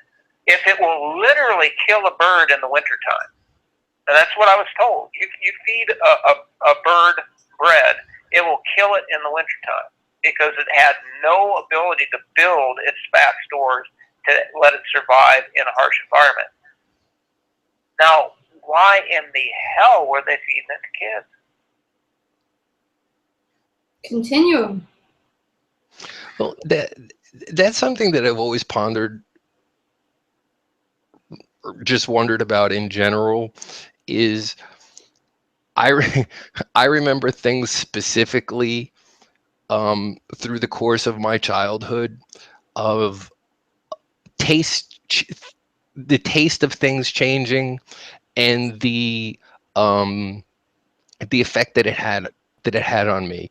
And as a kid, of course, one of the things that most prominent, breakfast cereal. Okay, so every kid can pretty much relate to the breakfast cereal thing. But I actually remember the taste of different cereals changing, and also to, you know, like old Coke, new Coke, you know, new formulas and stuff like that. So I wonder through the course of like, I'm 51 now, so I wonder through the course of my life, like, did they start this slowly and sort of ramp it up as things went on, as technology went on, as costs and stuff like that change? Because I find it hard to believe that anything that's been around for 50 years is made the same way now as it was 50 years ago. Even if it is, the ingredients have changed. Just the difference in the ingredients.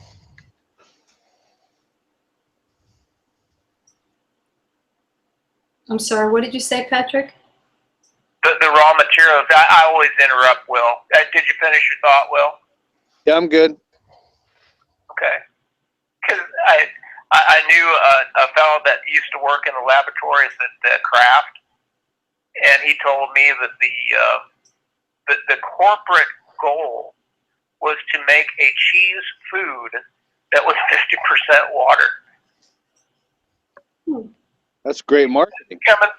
This is coming from a company where the workers there, in like 40 years ago, used to brag that the waste product, and I'm not saying that it was dirty or damaged or any way contaminated, but the waste product from their cheese packaging used to go into Velveeta, so it was like all cheese that went into Velveeta, and they actually prized it because the workers thought that was the best product that Kraft came out with. Well, Velveeta then became cheese food, which was a casein flavored, like, what would you call it? Like plastic isomer. And they just kept shaving this thing down to where the corporate goal was to make it half water. And it's like, really? Are you kidding me? Is this where the world is going? And if it is, then my question always will be in the like broad view, what's the end game, man?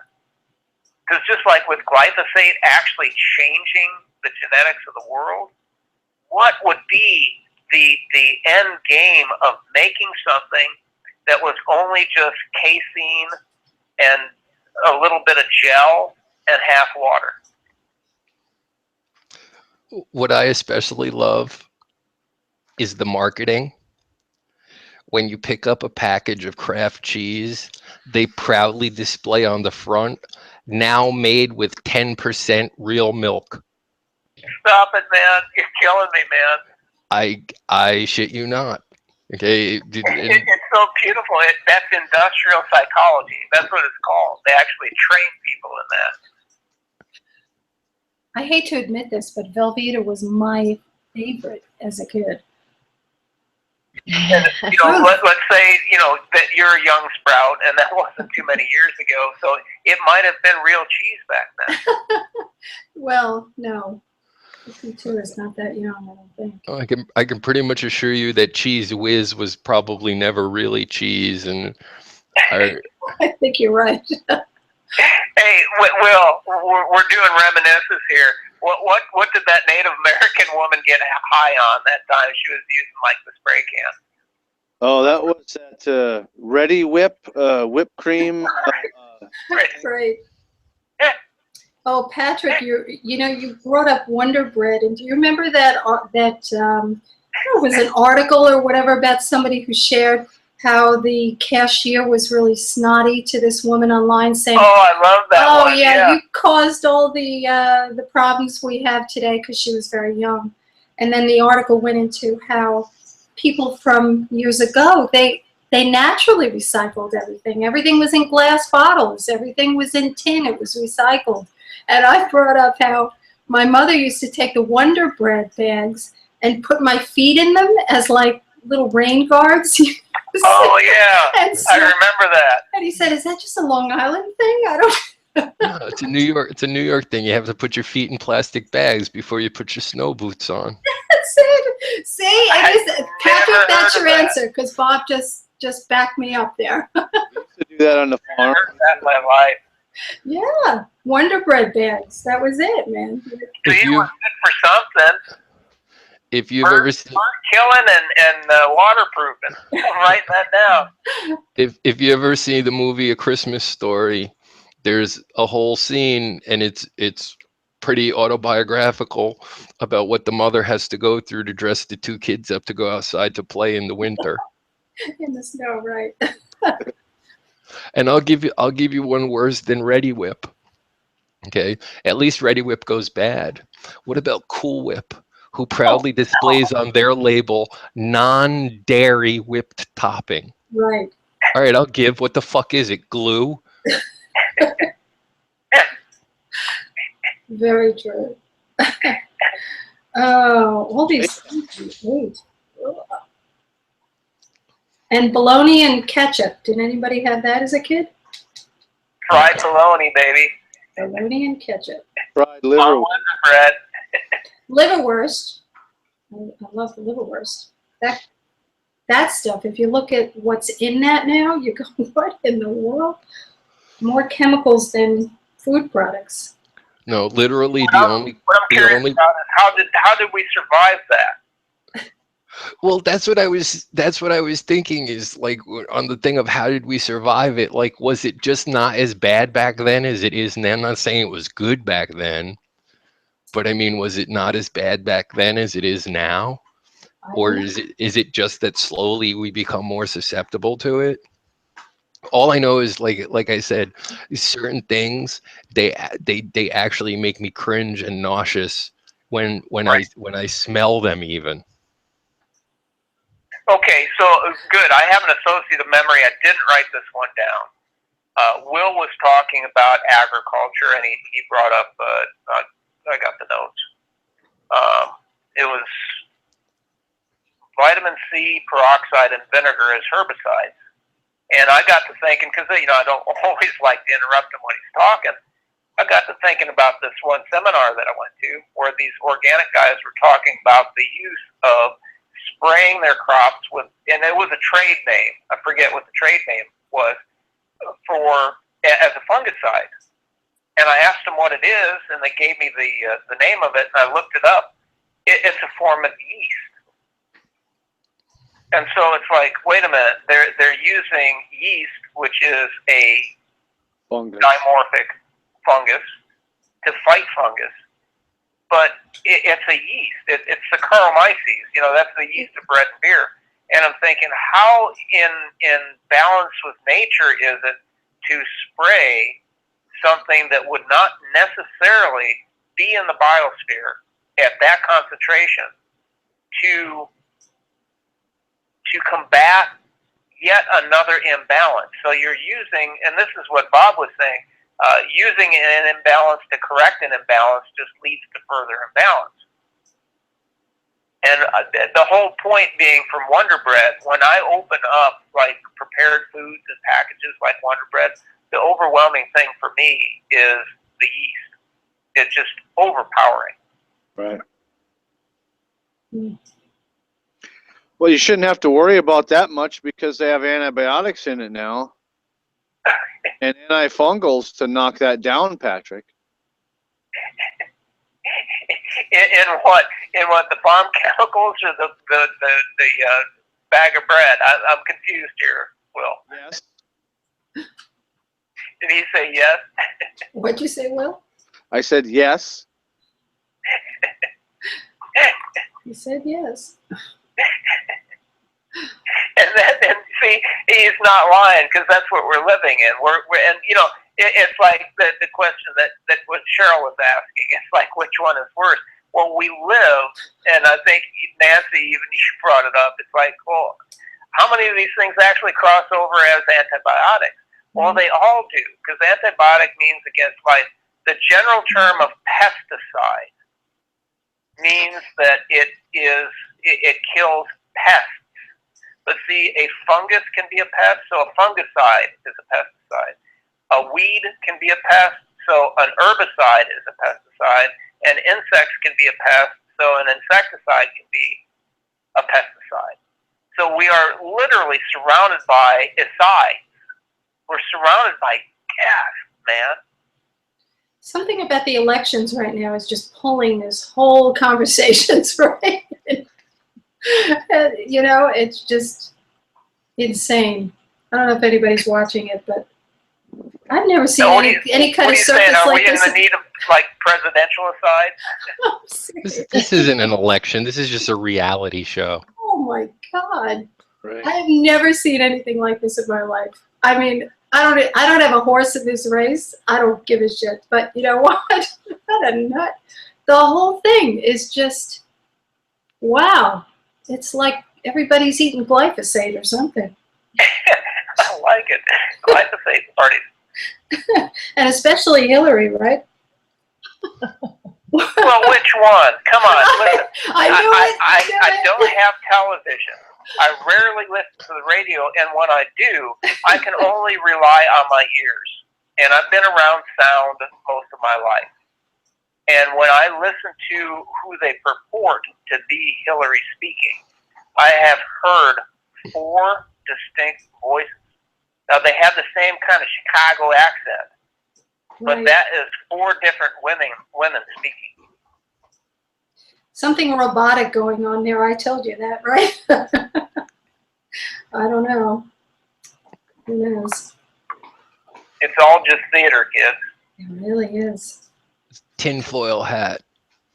There was a kid, like literally a kid. He was in his early 20s that became a YouTube sensation because he was like a whiz kid of CGI, and like it's my whole thing about like, you know, this world's going to be saved by a 12-year-old with a fucking smartphone, or it's going to be destroyed by one. This kid, like in his bedroom, made CGI crap so real that some of the videos that he posted, like they started like sensations, they went viral, they caused investigations, like this whole gamut of things. And I'm like, you know, if this kid can do this, I mean, I told you one of my friends is a retired spook, and he absolutely refuses to have like TV in his house, specifically HD TV. And his favorite expression is, half of the stuff that people think the secret government does isn't even necessary because we have television. Yeah. Interesting. It's a spooky world, guys. And talk about weaponization. You know what they've weaponized? Stupidity. Okay. Oh, nice. Writing that one down. Yeah. I look at the social media thing, the Facebook, and see, here's the other thing too. I had no quote unquote online presence until this condition started to debilitate me. Okay. And then I started to notice things. People are stupid. Okay. Massively in herds, stupid. Okay. When you're afraid, what you want more than anything else is an ally, is somebody that understands you, somebody that thinks the same way. Okay. So people cluster in these groups, and the divide and conquer thing has become such a you know, and they'll tell 2 friends, and they'll tell 2 friends, and they'll tell 2 friends. It's, you know, it used to be like, you know, oh, black and white, Catholics and Jews. Okay. Now it's like, gay, lesbian, millennial, black, hermaphrodite, 4-legged, you know, they've just, the subdivisions are absolutely amazing. And the internet has made it be so you can find other freaks of that subdivision that you're looking for. And they play these games, and they prey on your emotions.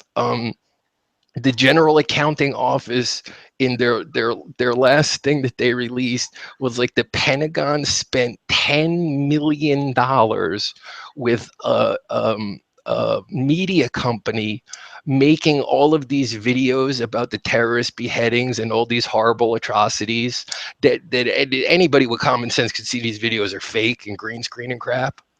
They actually like put out the thing that they paid $10 million to this production company to make these videos for propaganda.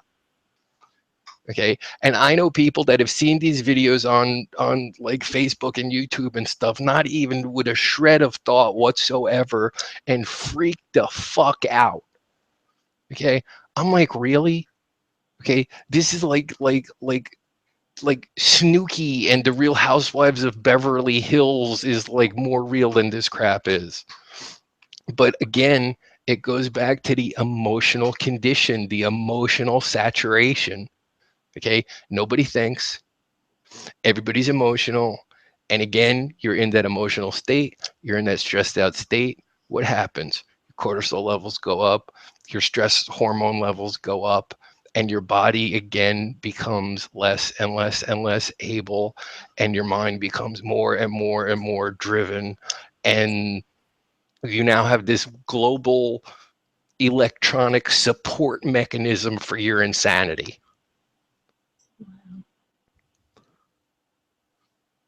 What an enabling tool. Yeah. Aknod in a cave 8,000 miles away believes the same thing I do. I'm not crazy. I just got a brand new, and I'm going to release this to everybody listening. Got a brand new insight on what might be the driving force of exactly every systemic problem that Bob had outlined, from the fear thing to the herd collectivism thing to the, and it's called a knee-jerk reaction, when you just have an emotional response without the pause to think. Well, guess what, kids? That only happens in human beings that are like 20 years old and younger. And that's why insurance rates change for like males at age 25, because the actual architecture of the brain and the way that it thinks changes at that age, so that you think I'm speaking in general terms. You think before you act, whereas anybody 25 years and younger usually act before they think. And so then we bring this into the realm that I never deal in, the whole like emotional mental thing. And we cross it over to hormones, because it has to be hormonal directed brain architecture. And it's like, I wonder if everything that they threw at us as a species wasn't geared towards making the human race locked into like a post-pubescent, undeveloped mind. So everybody's running around like they're 20 years old. They think they're indestructible, which is Bob, you can speak to this because you raced motorcycles. When I was 20 years old, I ran the damn thing as hard and as fast and as long as I could till I almost killed myself. I think we're dealing with a world that has never matured past 20 years old. Well, they throw it right out in your face. They market it. Okay. Remember the expression 30 is the new 20? Interesting. And that was like what, 15 years ago, 20 years ago? So now it's like, 40 is the new 20? My God, that is just rubbing our noses right in the puppy poo. Yeah.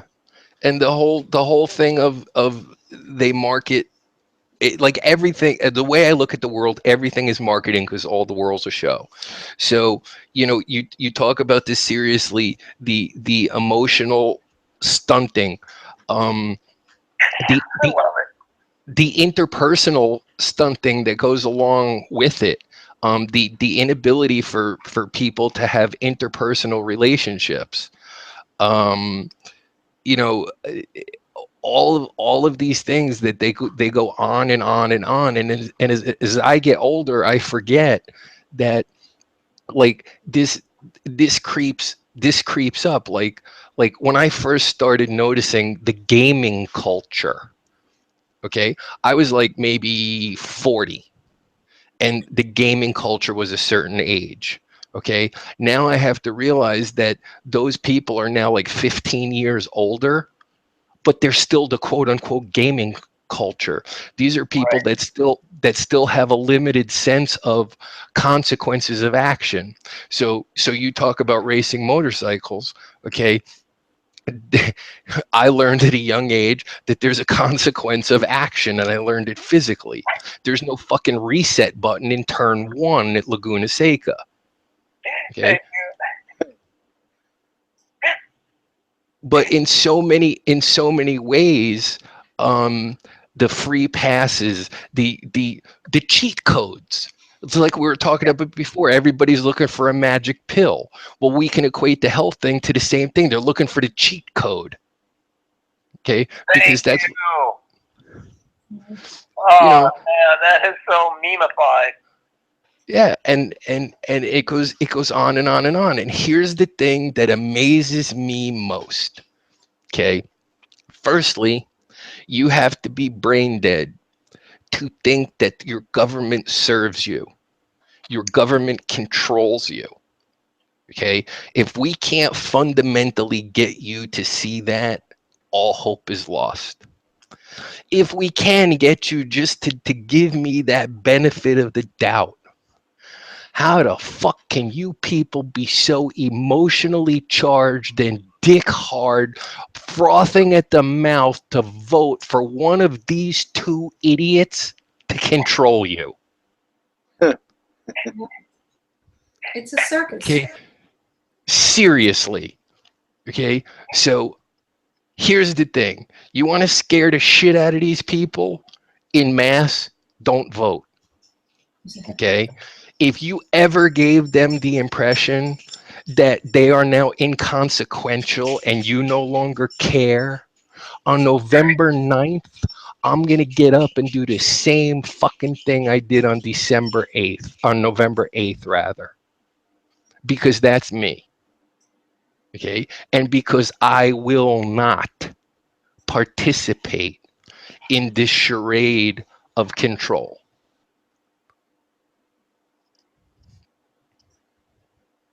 You had cited that, like I call it the hive mind, the group think, the fearful animal seeking the ally. There were two experiences. I think one was at a Foghat concert where I was like on the floor at the auditorium, and people rushed the stage.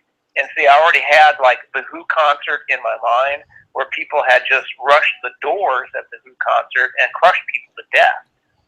And when this mass of humanity came at me when the band took the stage, and I will state it, the people like me and Bob, I have done extreme sports.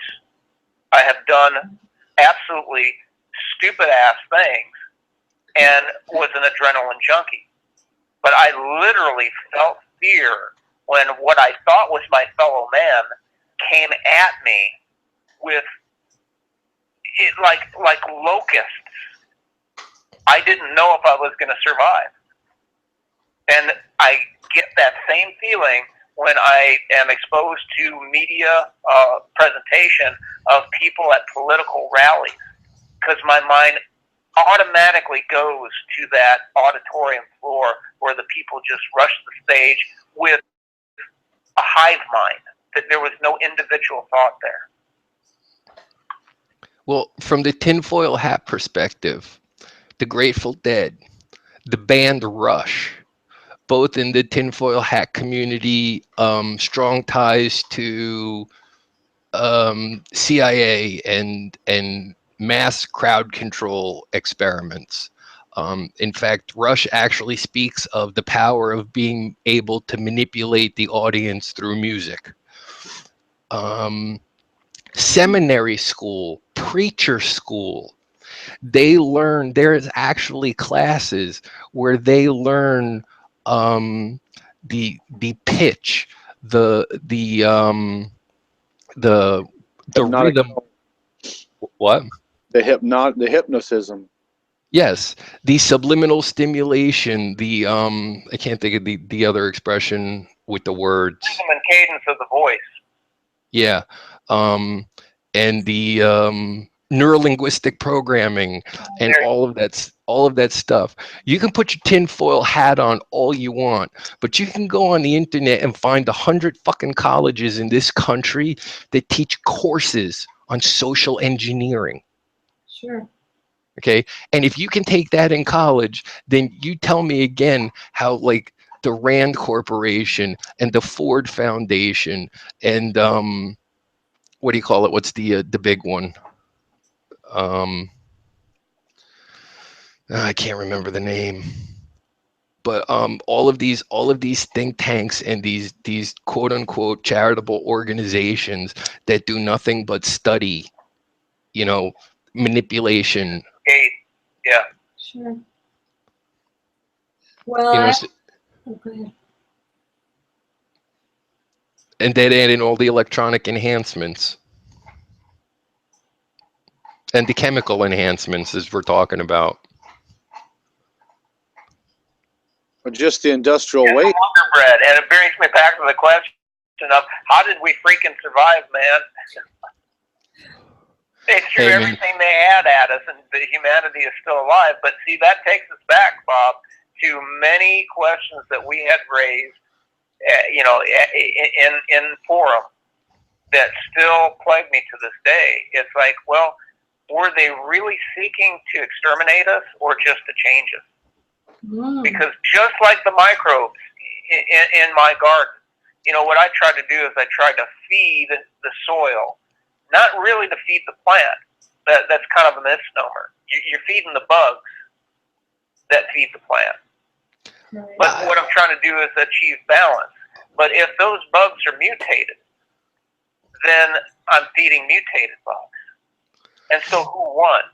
I get a little bit of advancement. I get a little edge over what's been done to the biosphere, but still it's just limping along something that has been fundamentally changed. So were they really out to exterminate us, or were they out to get the survival of the fittest so that the evolution that they inflicted on the world still works to their advantage because they changed us? Patrick. I look at it this way, okay? Let's go under the assumption that there is a group of people who are in control. No stretch of the imagination to go there. Now let's equate them to two little kids, okay? The little sociopaths in bloom, okay? So the one kid gets his rocks off burning ants with a magnifying glass. The other kid needs to one-up him, and he's the kid that nails the frog to the telephone pole. Okay, so unless you grew up in a bubble, you grew up knowing of kids like this. Okay, the little sociopaths in training. Okay, and honestly, the best thing that I have come up with is that we're amusing. Okay, literally, we are amusing to them. Okay, so they constantly within that structure of sociopaths in control, because they're psychopaths and sociopaths, they're always trying to one up each other. There's always that internal competition. Okay, and we're like their little farm. Extermination? No, it would be too easy. Okay, they could do that 1,000 times over if they wanted to. Okay, nothing to me makes sense except you look at it fractally. Okay, we look at television, which has now become pretty predominantly reality, quote unquote, TV. Okay, what we are looking at on the screen is how they are looking at us. Scripted, Oh, interesting. Wow. Recursive. Scripted, yeah, recursive, scripted, manipulated, entertaining. Okay, as their needs and desires and amusements change, so do they alter our course. Interesting. Well, you guys have to think of one thing. If they get rid of us, who's going to buy all the crap at Walmart? Who needs to? Just saying. Okay, don't talk. I got two scary things to bring to this Halloween show. Okay, and then what was the other? Oh my God, I'm gonna lose it. No, I got Alzheimer's, and I gotta write this stuff down, or I'll forget it. Okay, TV. Okay, so here's scary thing number one. So Bob's painting this picture of sociopaths that are frying ants on the sidewalk, and hey, guess what? Growing up in Chicago, I knew that neighborhood kid. So this is real to me. But what it was is the kid was just picking ants at random off the sidewalk.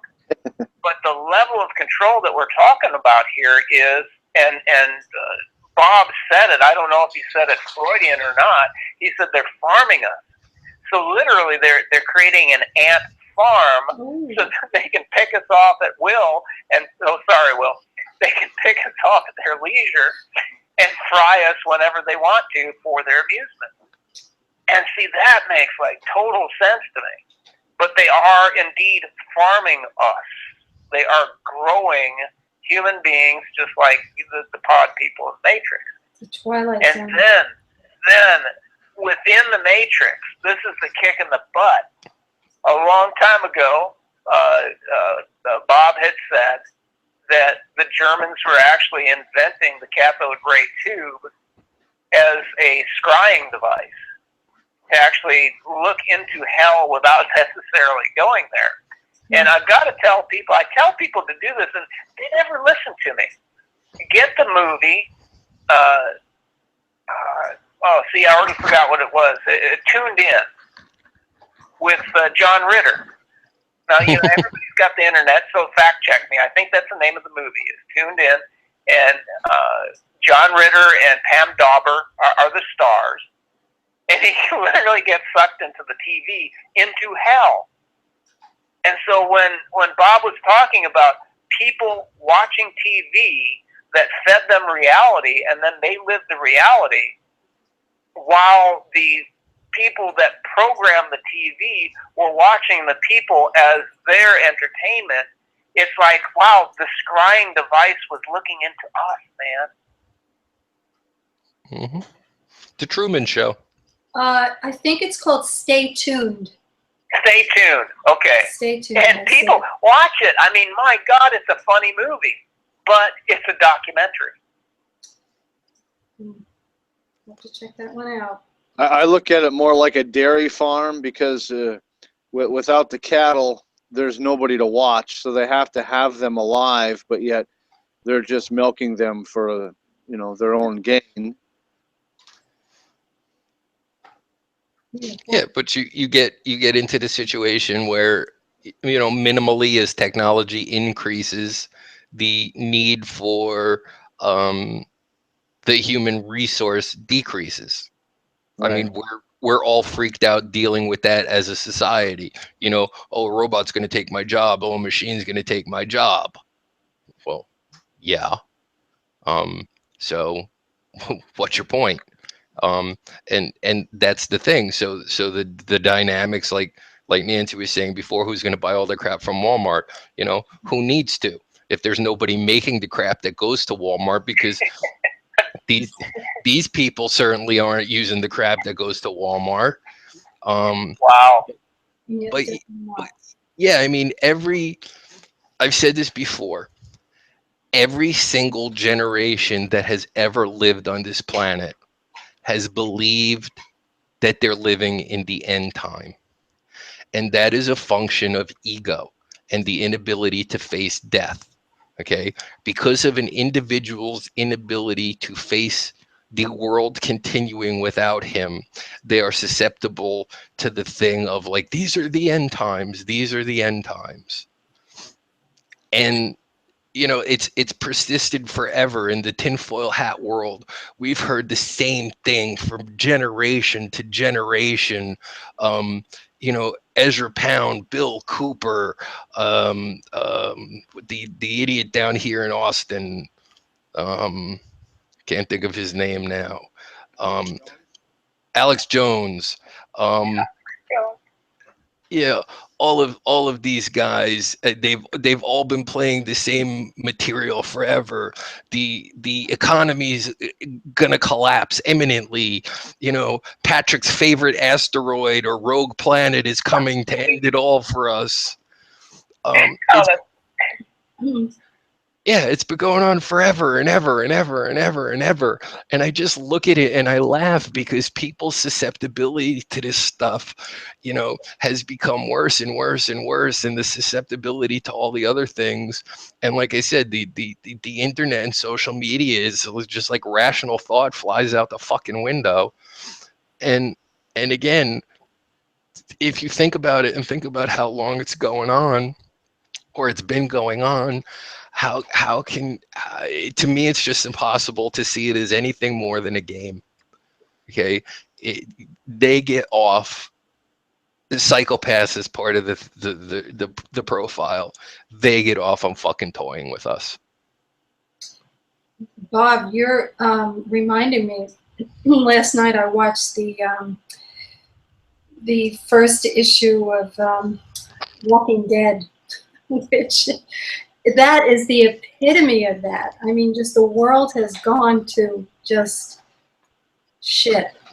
Oh yeah. The first episode was just horrendous. I mean, it was, they had them all lined up, all these guys, and they were just, this one psychopath was just taking care of each one of them with a bat that he called Lucy, with a wrapped in barbed wire. I mean, it was just like, I'm watching this going, I'm actually disturbed from watching this now, so like where are they bringing, quote, entertainment? That's a whole nother thing. You talk about they're changing us. What does that do to us watching that? Entrainment. Wow. Yeah, here's an interesting thing that I love to throw at people.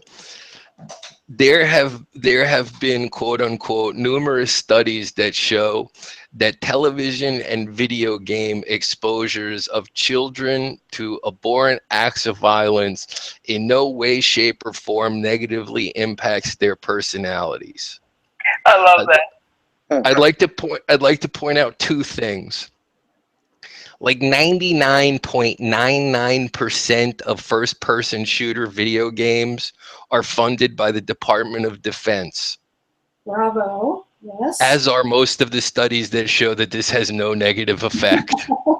Because they're running it. Right. And here's the other thing too. It's not a fucking secret. Okay? It's not a secret. It's not like it says this study was funded by Bob. You can actually look this crap up. Okay? DOD, not DOD. Not the Yeah. It's like all you need to do is to be able to read. Okay? It's like the Hillary Clinton Foundation. The Clintons say that 99.9% of all the money that they take in goes to charities. You can get their financial statement and use a fucking calculator. And if you come out with 99.9%, it's because you use Common Core math. Thank you. Bravo. Well said. But people don't do this stuff. It's like amazing. They'll just, like, we've become the soundbite, the clickbait, the whatever. Nobody looks at anything, and it's like, if I see a survey that says, like surveys, this is a great one because we're in the political season of surveys. Okay, I have a survey that says 100% of the people surveyed believe in God. Okay, great. And then the footnote says, yeah, I took the survey in church on Sunday. Okay. Dude. And it's like the wording of the questions. Everybody knows the famous example. Somebody asks you, hey, did you stop beating your wife? Okay. There's no right answer to that question. No matter how you answer that question, the premise is you beat your wife. Okay, and it's like like I said, it's just like, God, don't you people get it? Well, we're trying to help them get it. You guys have been helping them get it for many years now. One of the best quotes there was, to paraphrase, it was Tommy Lee Jones in Men in Black. Okay? A person is smart. People are stupid, scary animals. Something to that effect. Boghat concert, man. And that one time that I was in a mosh pit and I didn't realize what was coming, I literally flew over a table with people's drinks on it just to get out of having like physical damage done to me. Jeez. I'm gonna have to put that on the bucket list or something. Started to use the Men in Black reference. I'm getting back in the groove there. I'll have to start talking about Rudolph the Red-Nosed Reindeer and really make Patrick laugh. What was it, Yosemite Sam, or who smelled the gold? Yukon Cornelius used to throw his pickaxe and then pick it up out of the rock and lick it. Oh, yeah. I taste gold.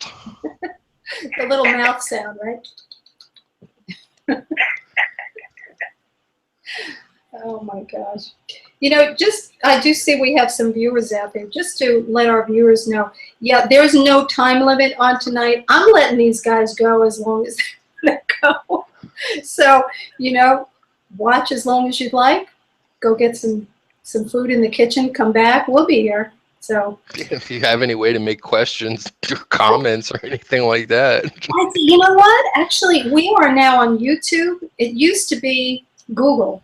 Google still runs it, but for some reason it's all through YouTube now. So there's a conspiracy for you. And they seem to have eliminated questions and answers. And there's other little differences here too, but that seems to be one of them. Who knows why? If you have a question, yell really loud. Yeah. The NSA will bounce it off their satellite to us. Sounds good. Sounds good. Yeah, that's another one of my favorite ones in the past from all my experience with conspiracy radio. Somebody loses their internet connection or it gets staticky and they're like, well, shit, the fusion centers, the NSA. I'm like, yeah, okay, these guys can shoot laser beams from fucking outer space and some static's the best thing they can do to shut you down.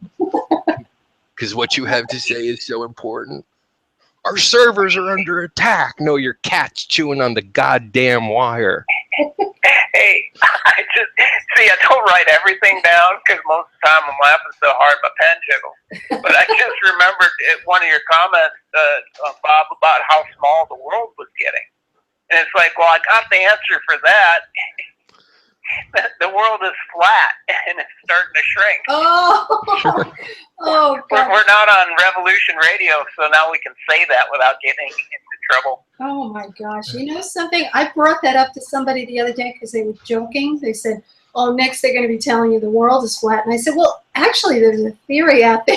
And they were looking at me like, well, somebody's an idiot to say that. And I thought, you know, there's some really intelligent people touting that. I have no idea what's true or not true, but it really is. That's a whole direction you could go in. I don't know. Well, and see, that's a psyop there, Nancy. Yeah. Is currently, I do meta-analysis to find out what the memes are, what the directions are that they're trying to take people's minds. Right. And the current psyop is to disbelieve everything. Everything. You don't know what to believe anymore. I don't know.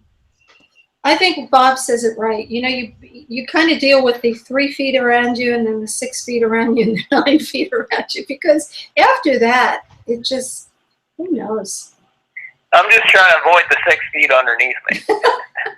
That's Yeah, all I'm concerned about right now. I'm a man of the soil. Cheryl was We left. With respect to the flat Earth thing, there are some compelling arguments there. I have not investigated them.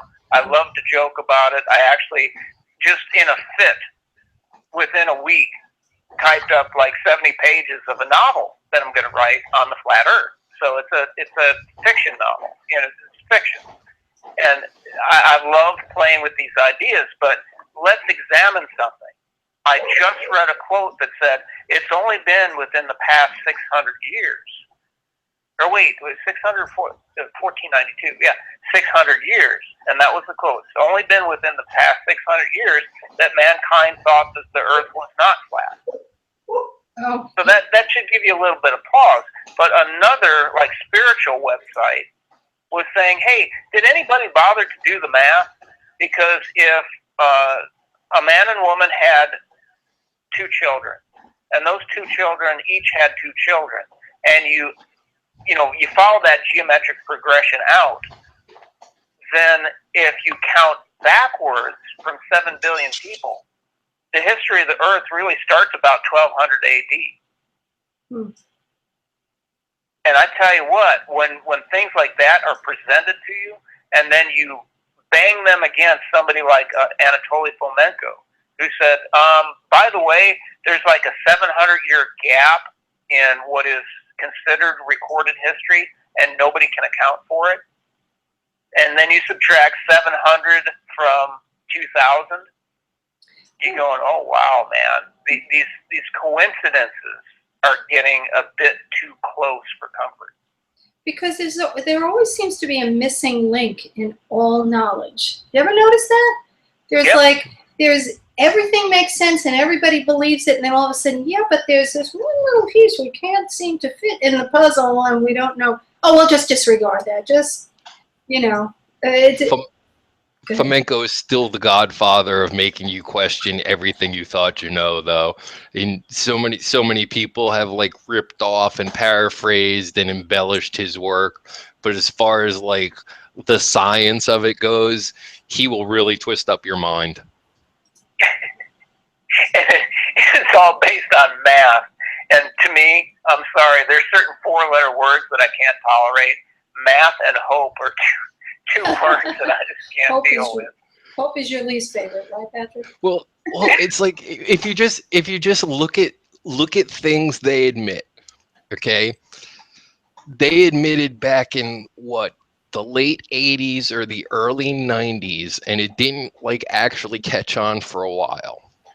They admitted that the decay of the carbon isotope that they use for carbon dating isn't linear. In fact, what they have determined was that nuclear decay itself is not linear.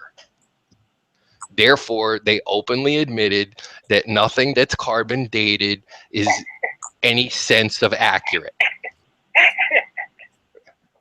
Okay. The second thing they admitted more recently is that they have absolutely no idea how far away anything in space is, because the methods that they've been using to calculate these massive intergalactic distances is flawed. Okay, so and I've always wondered this, because it's not like I'm a math noob or anything. I'm fairly highly schooled in it. And it's like, how do you figure this stuff out? How do you know that thing is like a gazillion, jillion, billion light years away, and that one's like 2? Okay, and so what they've finally determined is that like everything they thought they knew about these space measurements, they don't know.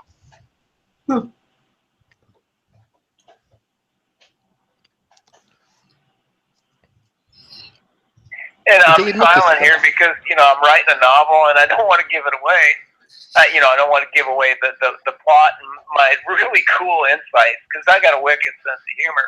And it's like, I think I know what all these like galaxies and quasars are if we go to a flat Earth system. I can explain it. And it's like, it's so cool. I'm like, oh man, I want to tell everybody. And it's like, no, I don't. I'll give away the book. They're little pinholes in the curtain of night. I love that. Is it Dwyer, that painting of the guy that's like going underneath the veil and seeing like the celestial spheres? Yeah. Who is it? Arthur C. Clarke said it the best. Any sufficiently advanced technology is indistinguishable from magic.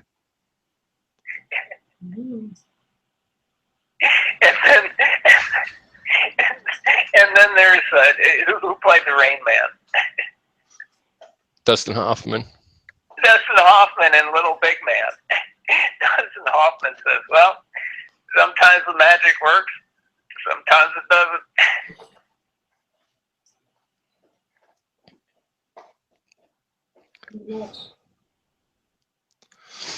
Oh, Will left. Cheryl left. I know we're slowly losing people.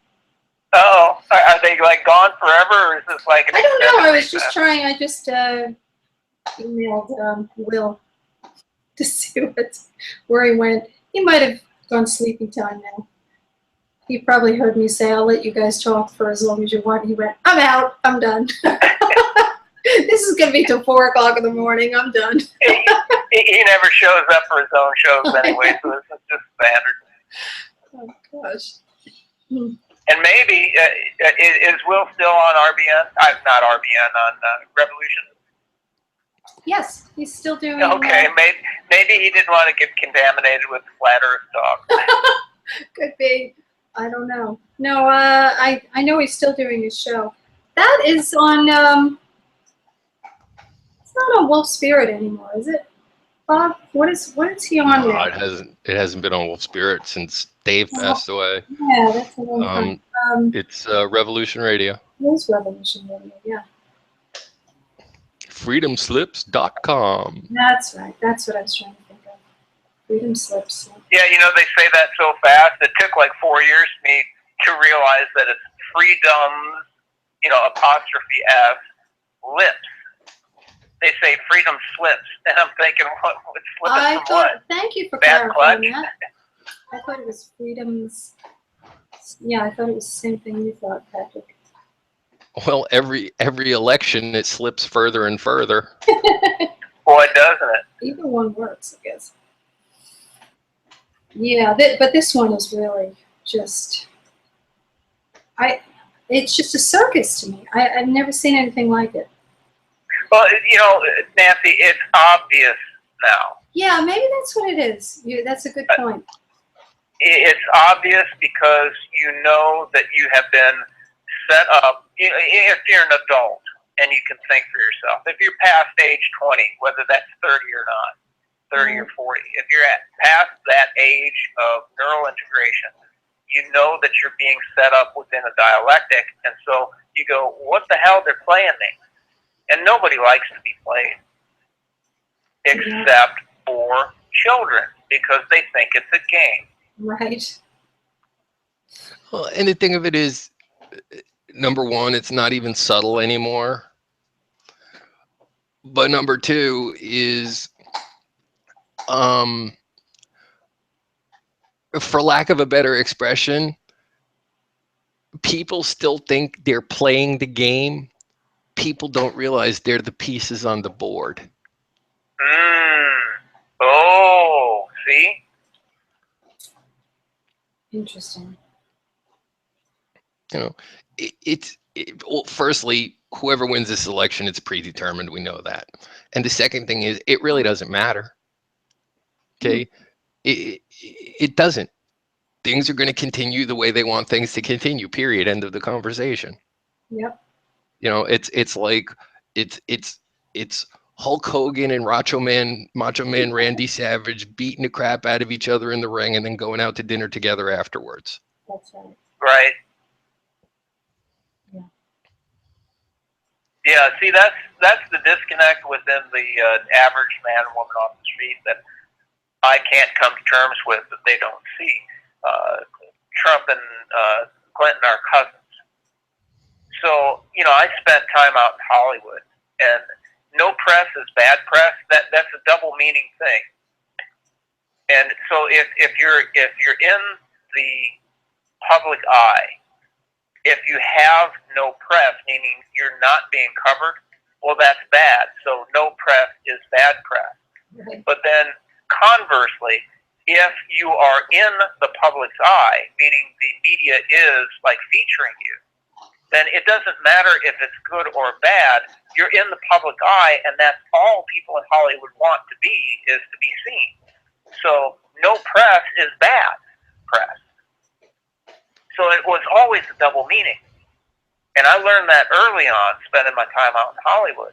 And when you see the fake fights, you know, like some Hollywood diva is having a fight with another Hollywood diva, they're the best of friends. They're just telling the National Enquirer, hey, you know, this biatch pissed me off. And it makes a story. And then all of a sudden, their record sales goes up again because they were having a slump. And see, you know, being out there where industry rules and you see that everything is being gamed, then you just take that with you. You come sullied from that. You're jaded from seeing the operation, and then all you do is you pick up that cookie cutter and you put it on politics. You know, does it matter whether it's, you know, some singers in Hollywood or some presidential candidates? This pattern matches every time. Sure. Interesting world we live in. And I find it completely ironic that the reality show that is this election is actually host to a person who made more money being a reality show host than he made in his real estate empire. Okay, so let's talk about that, because like I said, I did the Hollywood thing, and what I know from inside information is you never go into public unless you're down on your luck. And so it's because Trump had lost so much money, the guy was probably destitute. He had to go to Hollywood. He had to get in the public eye just to recoup his losses. That's how that works. And so when you know that stuff, when he got the inside background scoop, you're going, man, this guy was destitute. He had to lower himself to go to Hollywood to make a name to get money. Oh, what, isn't that called prostitution? I forget. Yeah. The second oldest profession. What's the first? Where's Will? Will, what's the first oldest profession? Farming. See, we got right back around to the original topic, guys. Yeah, without Will. Hey, this is just like old times. We've lost our... yeah, no, Nancy, if you were only grumpy, you could fill in for Dave. Yeah. And Patrick and I are definitely no strangers to the Where's Will shows. Nancy, drink plenty of whiskey, get a gravelly voice, get grumpy, and don't forget the fuzzy red button. Well, you can't see me, Patrick, but I've been drinking cognac all night, actually, and I'm almost done. Seriously? I'm serious. Oh, it's too bad Cheryl isn't here, because I wanted to tell a story about her on air, because I've seen one of your videos for the first time. Because, you know, I'm like technologically deficient. Right. And it's like, wow, the first time I saw you guys, it's like, oh, man. You know, I wanted to bring that up on a show, but you know, we got off on different topics. So I'll just wait until we do this again, and I'll bring up her aspect of it. Well, I hope we do this again real soon. It's fun. I got to say, you know, it's funny. I was going to say it before Will and Cheryl slipped out too, but you know, Cheryl and I have been listening to you three speaking for years. You know, as long as I've been hanging around listening to Will, I've been hearing your two voices along with Will's. And as I always joke with Patrick, right, that we've become like groupies to you guys, you know. So tonight was kind of cool because we got to be not just groupies, but we got to be part of the band, man. It was like, oh wow, hang with you guys. Pick up the reputation will never recover. That's it. So we had fun. Sorry, we put out our friend Will Spencer, but oh well. That's okay. Like I said, Patrick and I have a long history of the Where's Will show. I know. There were many shows I'd be listening on. Where's Will? And then you guys would be joking about Our leader did not show up again today. So we go off on tangents. Do you have any tangents of the hour that you want to address? There's always something, I'm sure. Well, actually, we You could always bring in not Hollywood, Halloween topics, like scary topics, like if she does get in as president, does that mean we all have to start wearing pantsuits? Different colors for each day. All right, so wait, esoterically, what was the symbolic meaning of the white outfit she was wearing to that last debate? I really had to think about that. What do you think of that? Angelic? I didn't see her, but for most of what I've seen, she actually dresses like the dude from North Korea and and Michael Myers in the Austin. Definitely. Get the heck out of here. No, but she was wearing white this whole, well, like an off-white. And I thought to myself, that was an interesting color or non-color to wear for a debate. I mean, she was in red. Oh, wait a minute. There's the colors. Was she in black in another one? Don't they do that in the awards all the time? The red, first it's red, then you go into black, and then the last color is white because that's your initiation. Oh wow. That's It was white because it was a clone, and the clone was a virgin. yeah, maybe. I don't know. All right, now I'm getting too conspiracy theorist, but it's fun. Who cares anyway? Like you said, it's all been decided before anyway. So at this Well, point, I look at it from a practical view. Regardless of the theater that's being acted out, there's always been, like Bob says, this fear porn from the likes of Alex Jones and everybody else Sure. of, and the economy's going to crash. Really? Man, I'm on some pretty hard times now. I know it can get worse, but it's bad. So at what point are you going to say it's worse than bad? And that's just a matter of degrees. At what point in the history of the United States of America was there ever a standard of living that was acceptable to the 90% that is now impoverished against that 10% that hold all the wealth?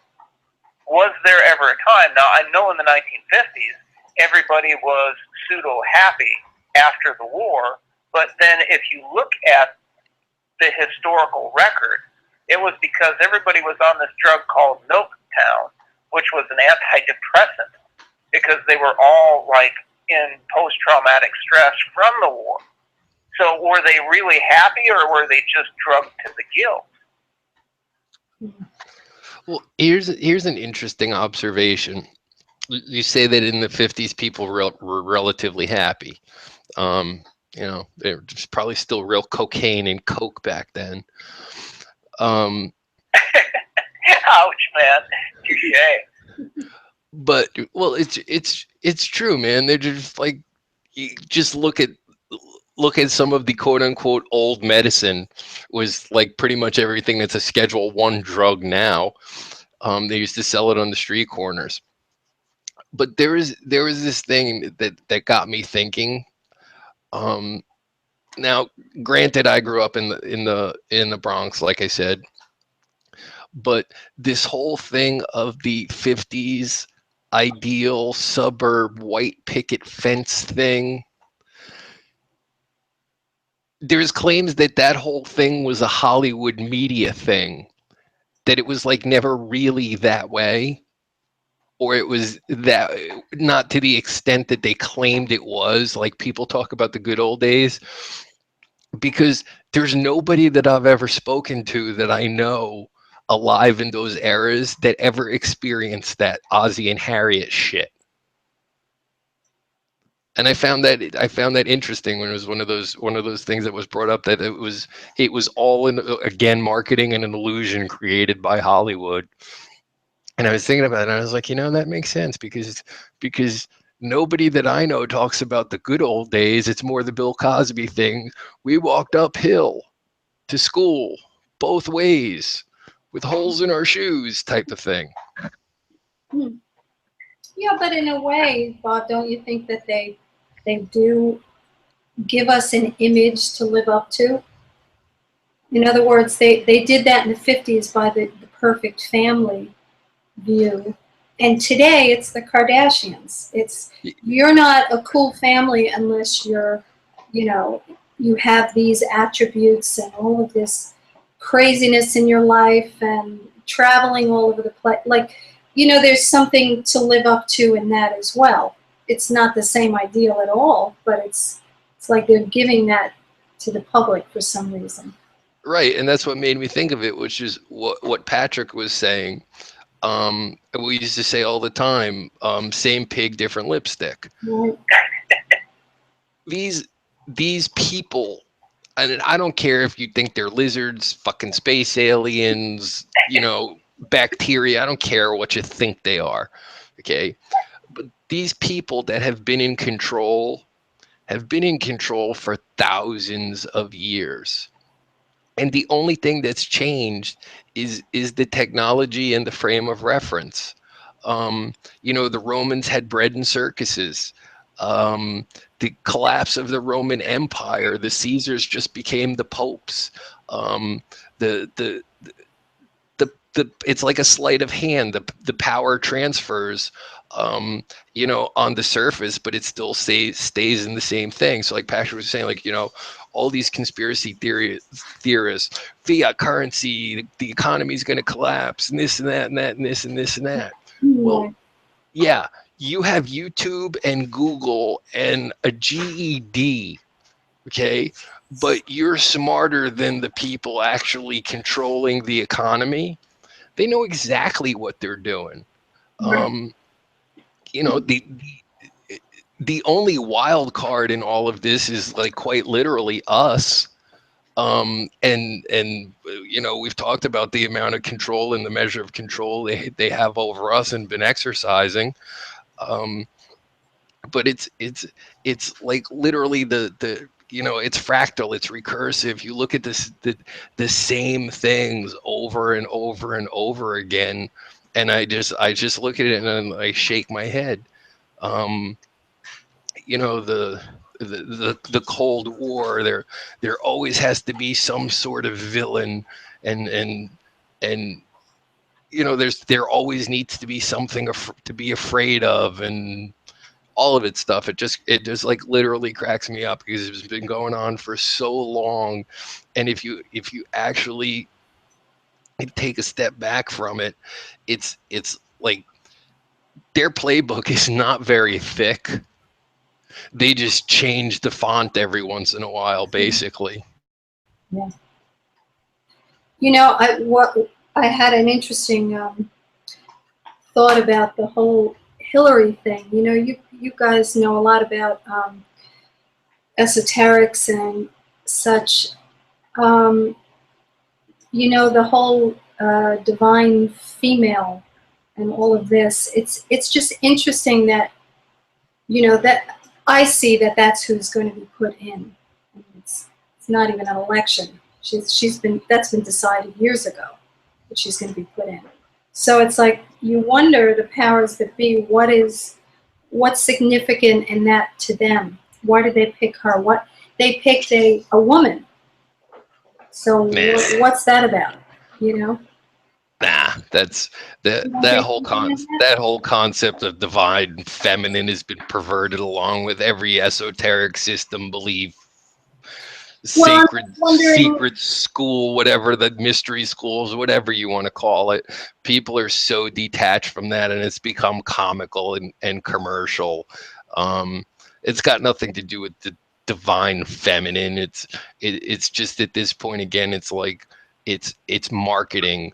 You know, it's an emotional thing. It's a gender thing. It's just one more point of division at this point. All right, I see what you're saying.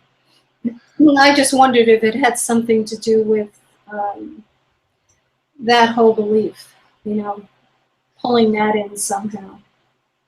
Not from my perspective.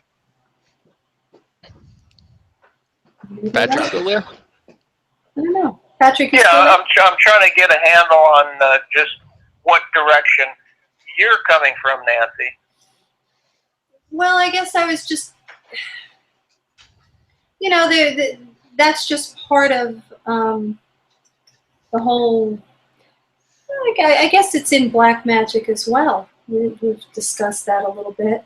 The whole idea of, and by the way, this is really going into, this is the after party show now, folks, because I can see our viewers. We're going into all kinds of areas now.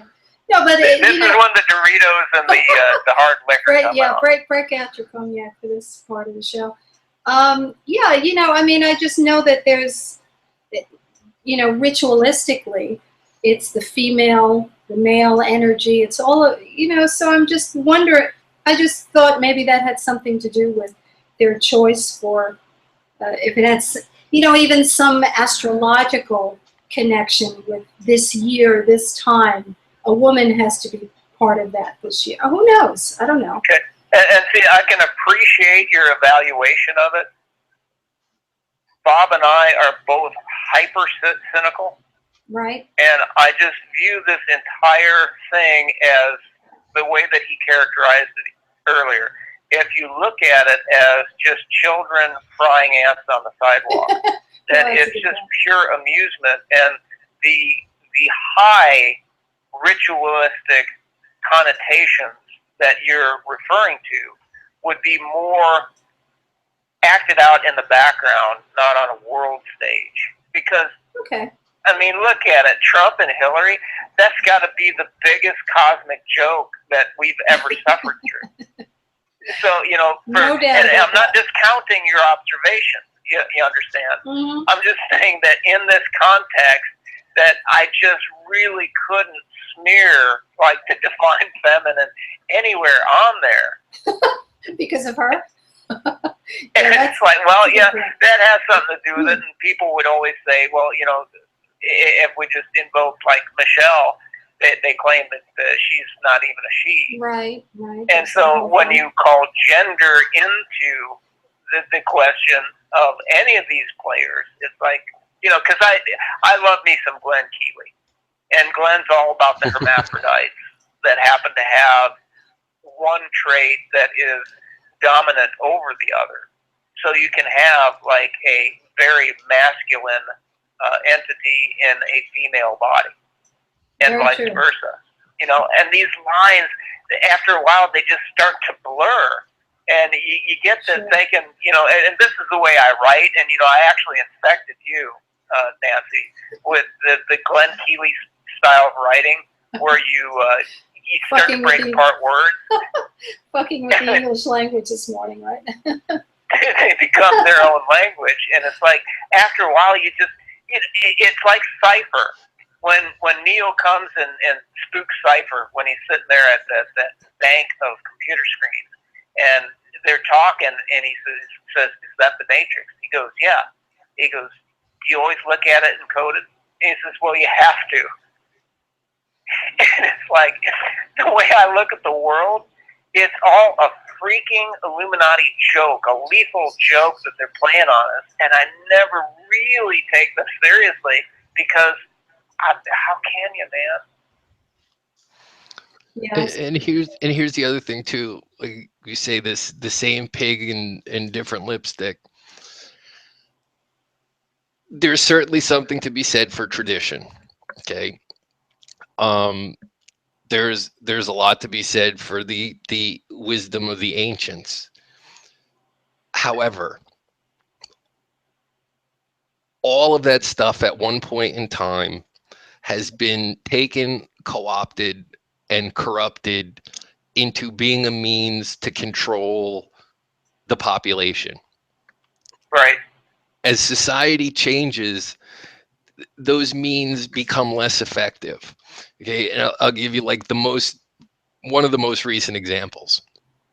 When the Industrial Revolution happened and people moved from the farms to cities, Okay, the city concept was fairly new, stacking people on top of each other, people not being self-sufficient and things like that. Plus, to the exposure to quote unquote recreation that cropped up and wasn't available until the cities came around. It was like, you know, if you were a farmer in the country, you know, you had the traveling carnival came into town once a year, and now people were experiencing that, like, you know, availability 24 hours a day. Like the internet made porn available and like friggin', you know, to everybody. Okay, that same progression. Okay, prior to that, religion was effective in controlling the masses, the big three dogmatic religions.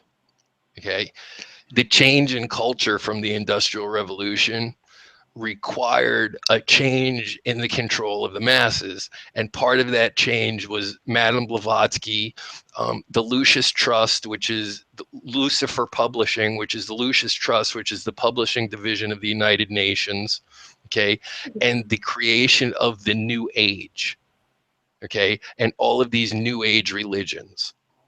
Okay, then bring in the 40s and the UFO space alien deal. Okay, this was a progression in things of being able to control the masses.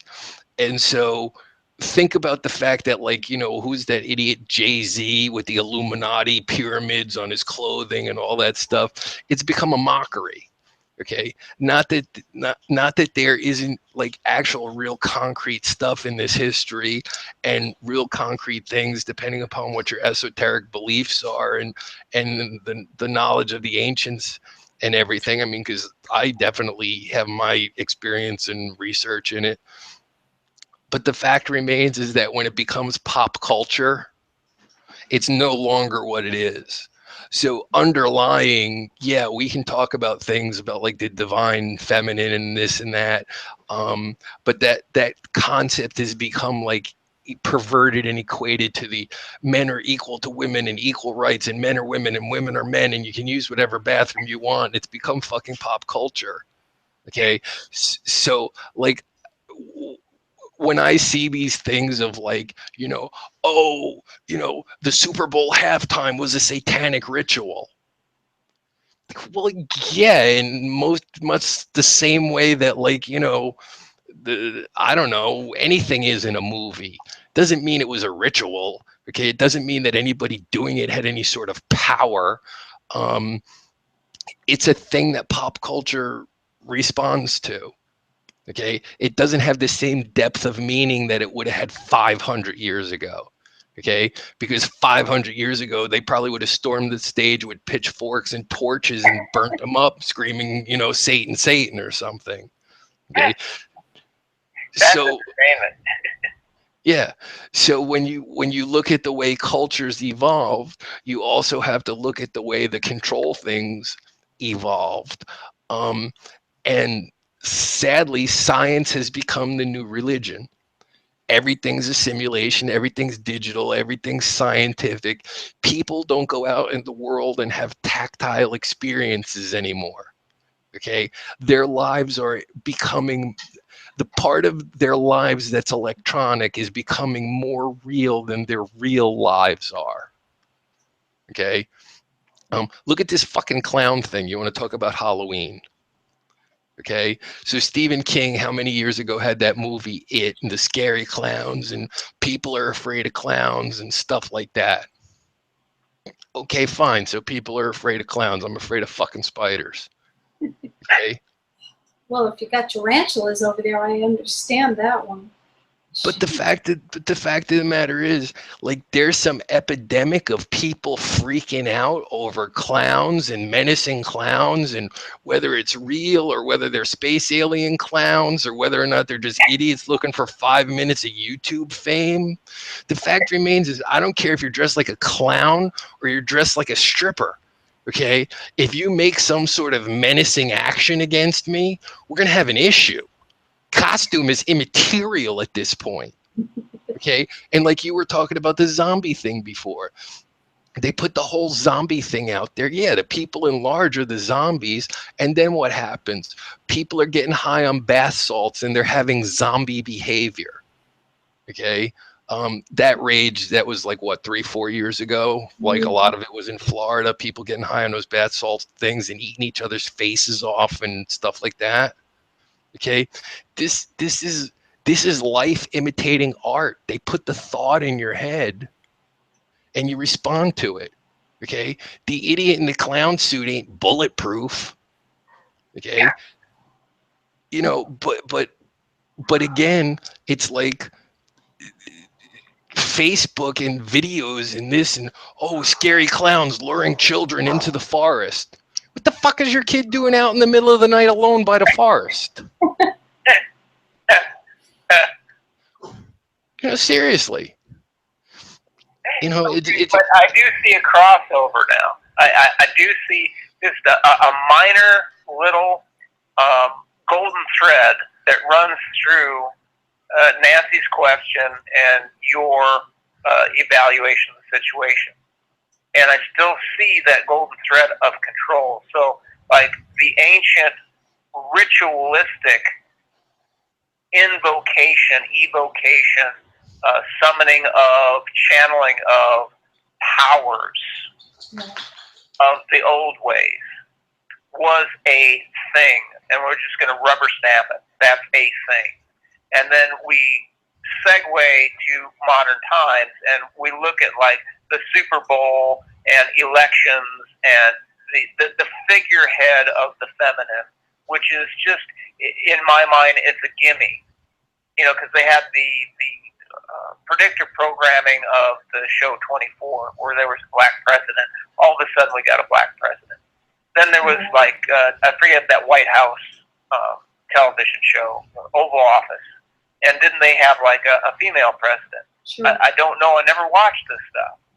And now we're headed towards a female president. But see, within that predictive programming, within that meme, I've also watched through history where these families, because it is a family dynasty that's in action here, these families have either shared or had power usurped from them, and it travels between the different divisions of the family. So it's like a household sitting down with different handheld controllers running a video game, and they may be slaughtering each other on the screen. So it's always avatars that are dying. It's always us that are literally taking the brunt of it, collateral damage. But these families are vying for points, for power, and it does get accrued to each different, it's the white guys made presidents in the old days, and then there's a black guy, and then there's a woman. So this is the different families accruing points with the collateral damage happening to accomplish that. But still, what I'm talking about, this thread, that's just the surface. That's the veneer. That's the smoke and mirrors. But still below that is still what Bob acknowledged is it's still a method of control. Sure. And that's where the magic is. Because you think it's smoke and mirrors, you think it's illusion, but isn't that, see, there is no difference between stage magic and black magics.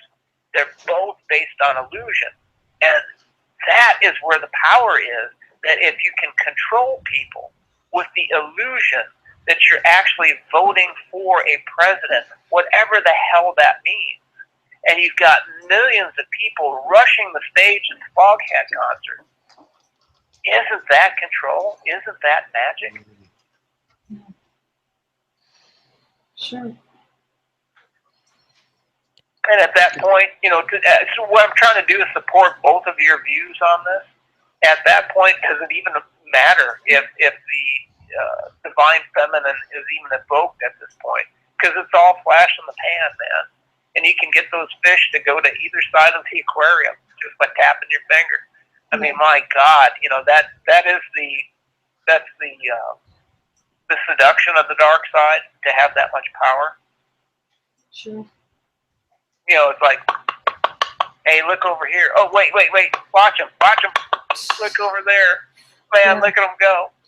Hey, get out the magnifying glass. We're going to have a fish fry.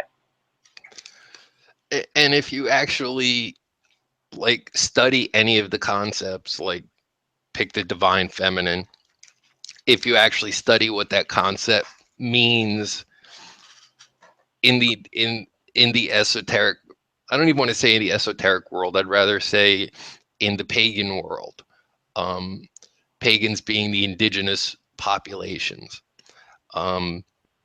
If you look at that concept of the divine feminine, of the matriarchal society, none of that is what's represented nowadays.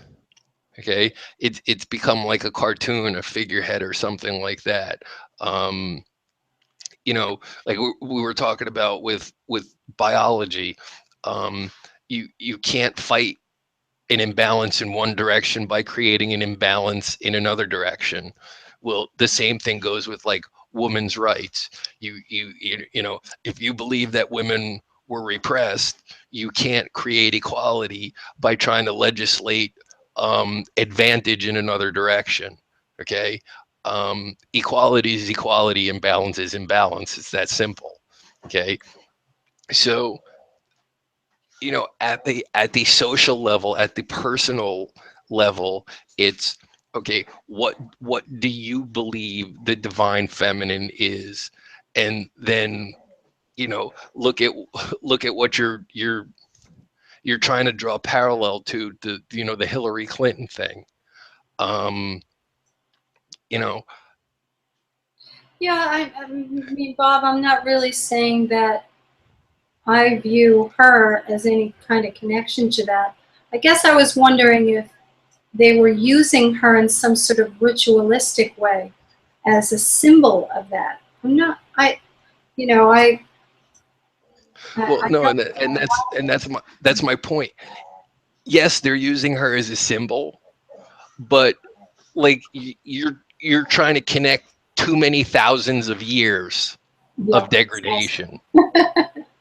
Okay, it's like, yes, they are using her as a symbol, just like they're using him as a symbol. Okay, to try to jerk your emotions and to get you to vote. Okay, but like not on that like ancient esoteric quote unquote level. Like I said, you know, Western, like Patrick was saying, black magic, Western ritualistic magic, okay, was theater. Okay, it was like this big elaborate production thing, that magic, quote unquote magic, became. Whereas like, you know, for so many years, if you want to call it magic or whatever, but the secrets and the knowledge was passed, and they were quote unquote secrets. And then the Western world springs up, and Western ritualistic magic is hugely elaborate. Okay, and if you look at any sort of Eastern quote unquote magic, okay, it's very personal, it's very quiet, it's very subtle, it's very introspective. It's not pomp and circumstance. Okay, and this quote unquote pomp and circumstance, yeah, in a lot of ways it is magic, because like we're pointing out, the technologies and the sciences of the manipulation of people and the control of people is the end result.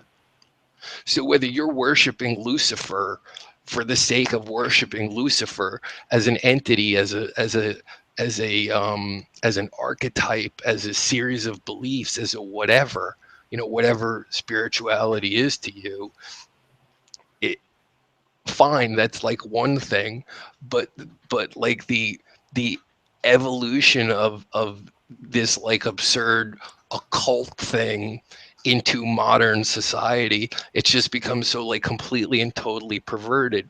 What's occult, and that it is black magic, is the fact that, like Patrick said, it's the modern interpretation of what's necessary to control the people. sure. Well, just looking at the movies that are out lately, I mean, there's so much of it in movies, you know, and major stars in it. It's not like the those movies are just being produced in, you know, like the old Dracula movies, which were kind of, you know, a little segregated part of the movie industry. Now it's major movies are all about this whole very And I see dark this topic. is where I was trying to understand where you're coming from, Nancy. Right. I'm not sure where I'm coming from anymore. Well, no, I think I can tie all this together, because you know you begin with a question, Yes. and so Bob and I have had on-air discussions about this, and Sure. it again was formative in my thought processes when we hashed this out in real time on the air. That the old days, the older practitioners Yes. were secretive. They were, and you know, these secrets were on pain of death. They were working with a power source that required dedication and skill, just like you would be putting in carbon rods into a nuclear reactor to keep it under control so the damn thing didn't burn up on you. Right. And then, and this, you know, if I'm representing Bob properly, as the years went by, these secrets and traditions and power were handed down to successive generations that became less dedicated, less skilled, and less interested in the old ways. And see, I'm not at all like condoning this stuff and saying it's good. I'm not saying that they used it for good. I'm saying that these motherfuckers really were set out to destroy us by using their power against us, but their ability to do so has been exponentially worn down to now whereas it was like a secret, powerful process done with skill and I'm looking for another adjective.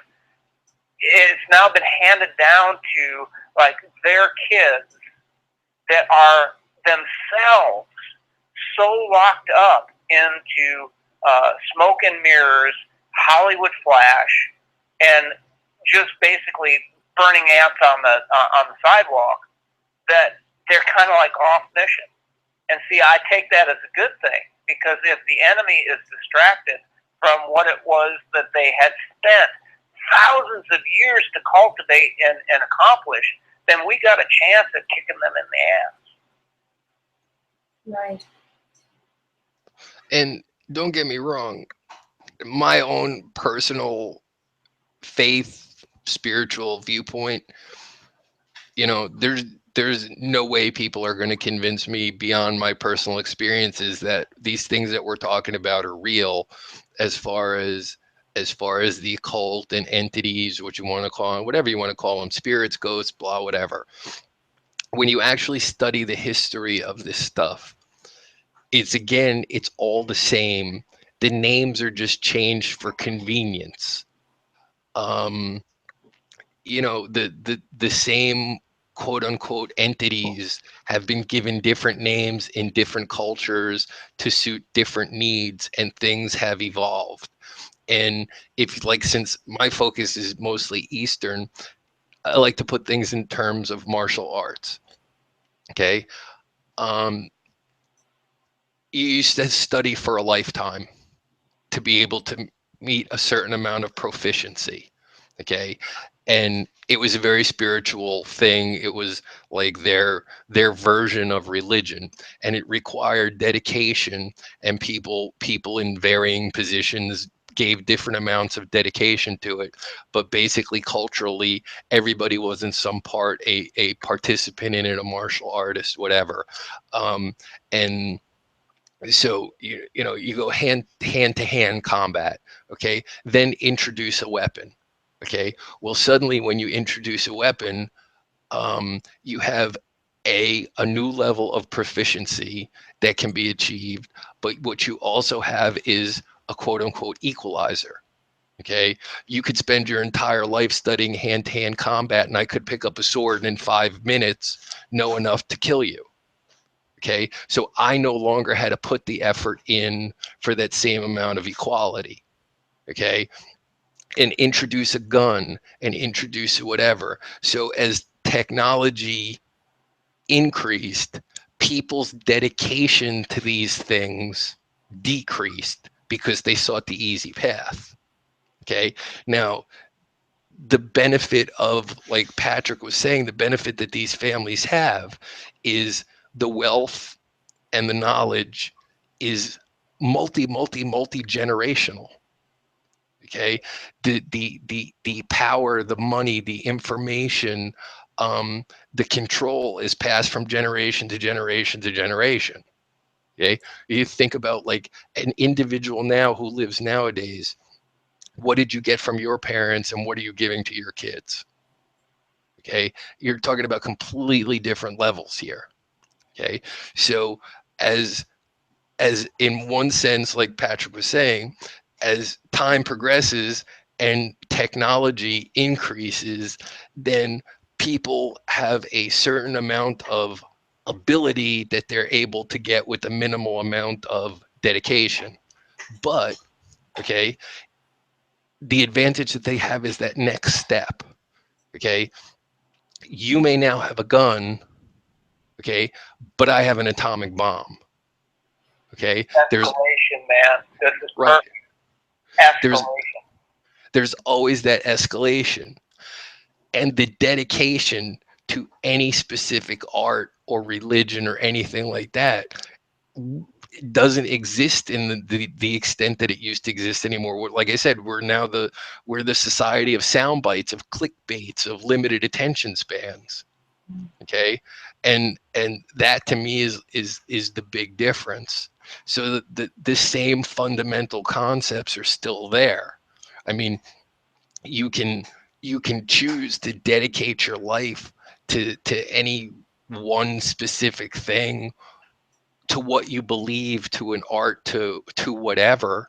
Okay, and there's going to be that thing, you're going to be up against technology that gives somebody else instantly a similar ability that you've studied your whole life for. But then you can also take that piece of technology and incorporate it into your practices. And that's what stopped happening. And that's like the big difference is, you know, modernization, whatever you want to call it. We get handed this and it makes us lazier. Whereas the other side of that coin is somebody else who's a master of anything sees now a new thing that they're compelled to master. And these people historically, again, they're compelled to master us. And what I think ties this entire conversation together is my view of this like Hollywoodization of, because our topic was the United States election. Right. It's such theater that alone makes me feel that this new generation of the power elite, if you want to call them that, and I don't honor them by calling them elite. The El Atis means the princes of El, the Lord. Oh, very good. Yeah. I don't honor them for that position. It's only because they have power and money that they assumed control. So it's because, and see, this ties our entire conversation together, that Donald Trump would never show up in Hollywood unless he was down on his luck. He needed money.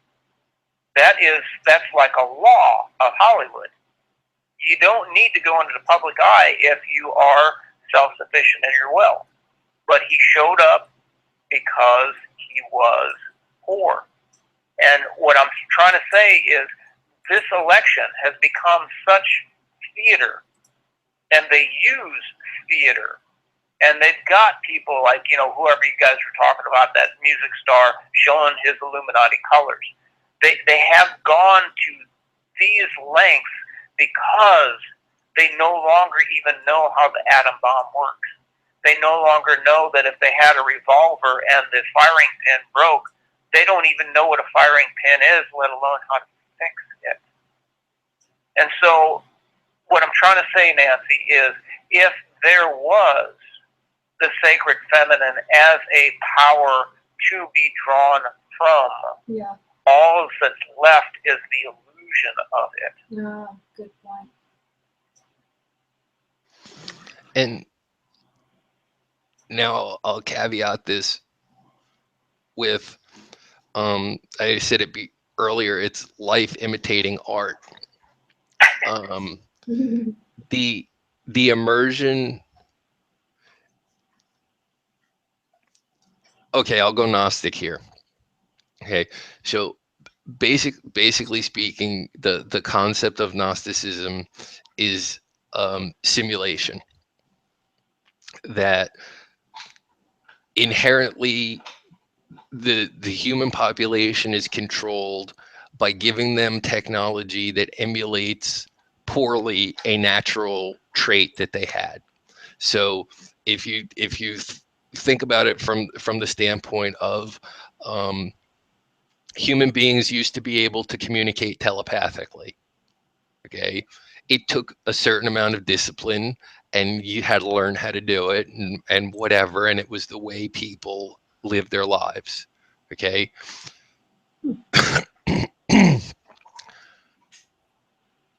the invention of other methods of communication meant that you could do that without having to study and focus on the telepathy thing. Okay, so the telephone, or wireless communication, radio waves, whatever you want to call it. It's like a big sweeping example, but it's a fairly good example. Okay, so you get into the thing of the Gnostic belief of that the controllers remove your power by simulating that which is natural to you, but as long as it's a simulation or a piece of technology, they have control over it. Okay, so it's like, you have a cell phone, but anybody can listen to your phone calls, the NSA can read your emails, and all that stuff.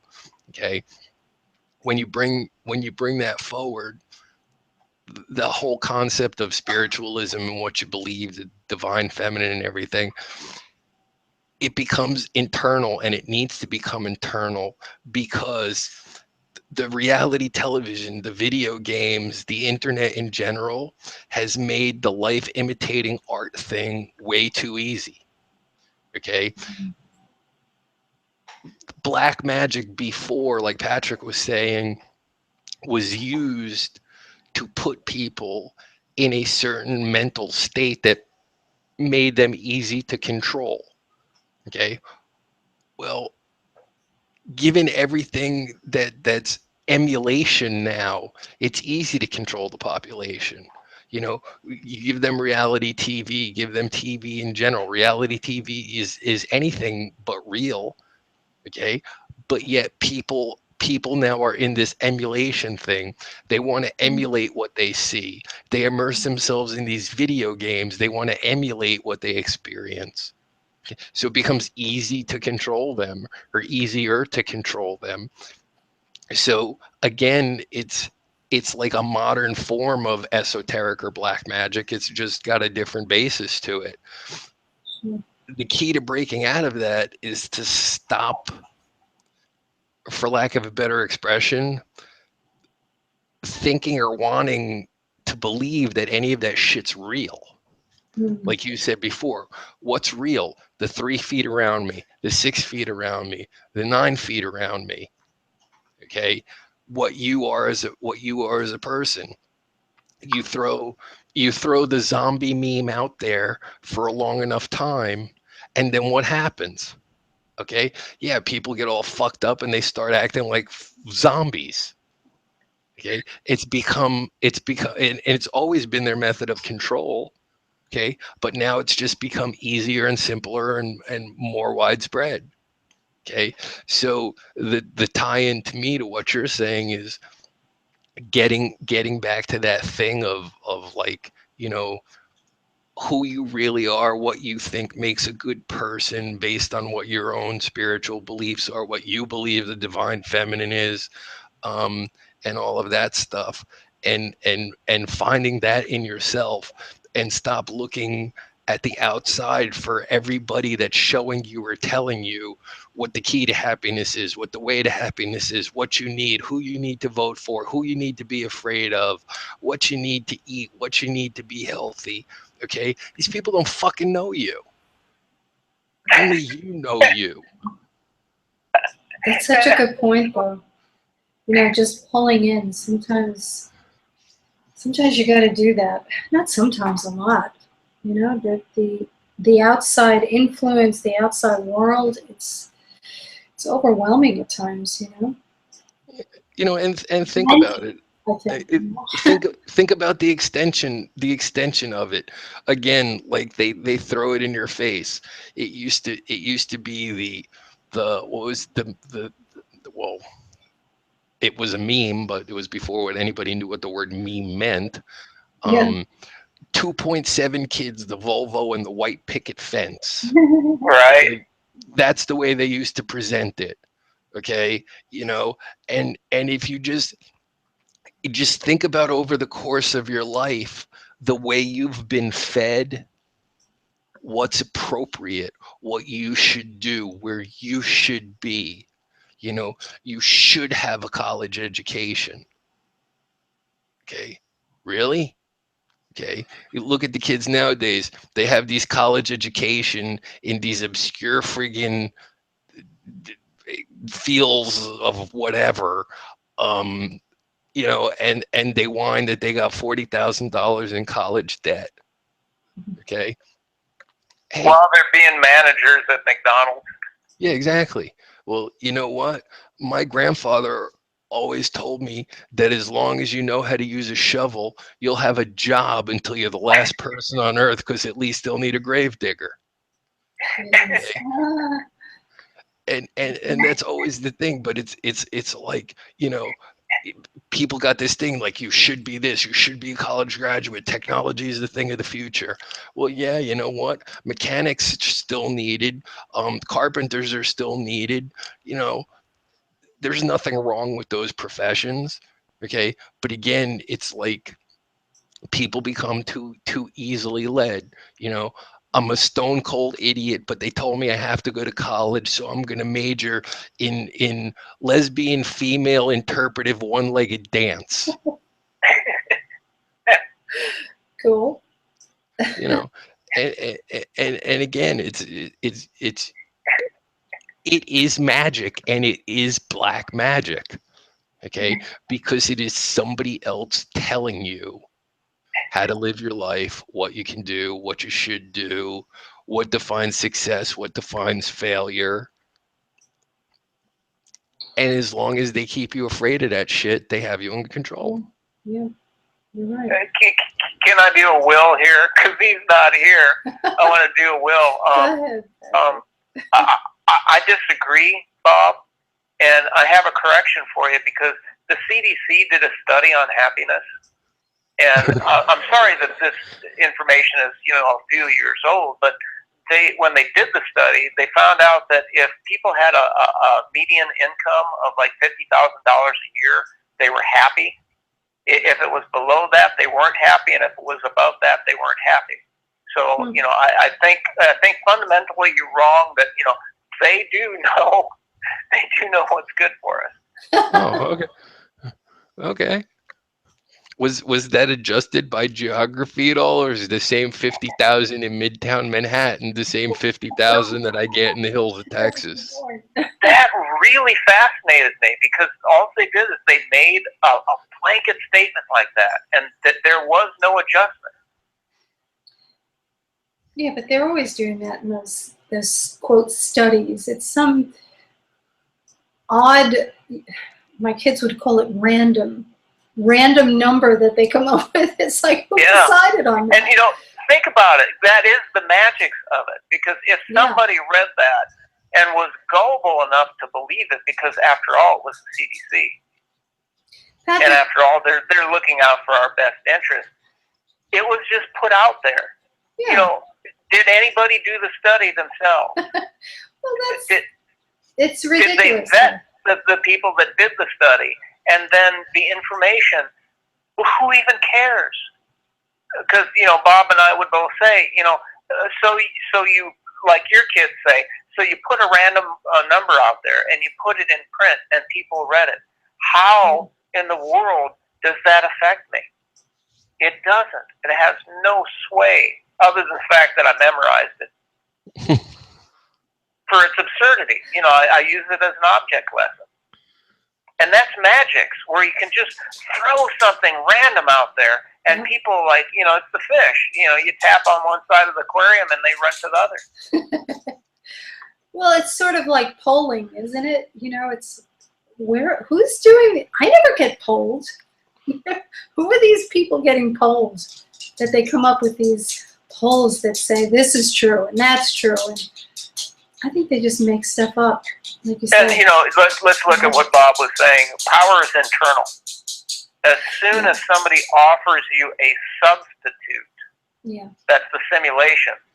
The substitute then is like an icon, it's a talisman, it's an object that then you are focused on outside of yourself, and then that's when they come in and they do the manipulation.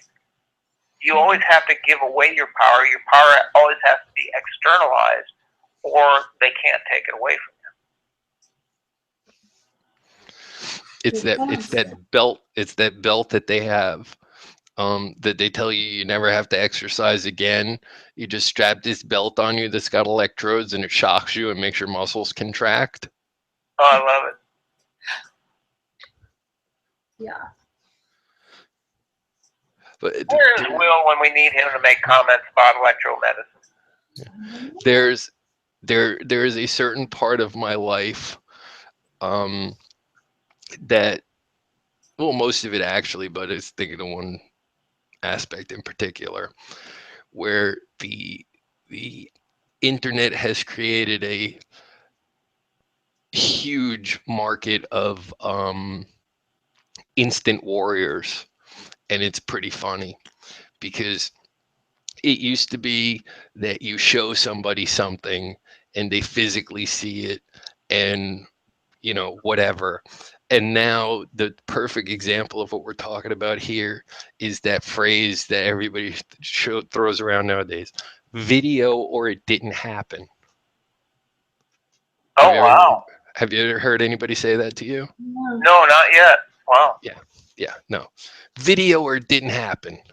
I'm like, what the fuck does that mean? Like, you believe YouTube more than you believe your own fucking eyes? But that's just it. People they don't see or believe or experience anything on their own. It's like video or it didn't happen. Right. And again, like I said, you got a 12-year-old kid running around with a smartphone that can make fucking fake videos better than Hollywood could make 10 years ago with billion-dollar budgets.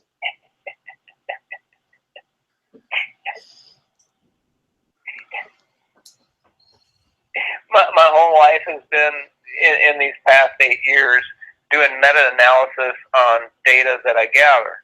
Well, I didn't do any of this lab work. I'm doing meta-analysis, and I come to conclusions.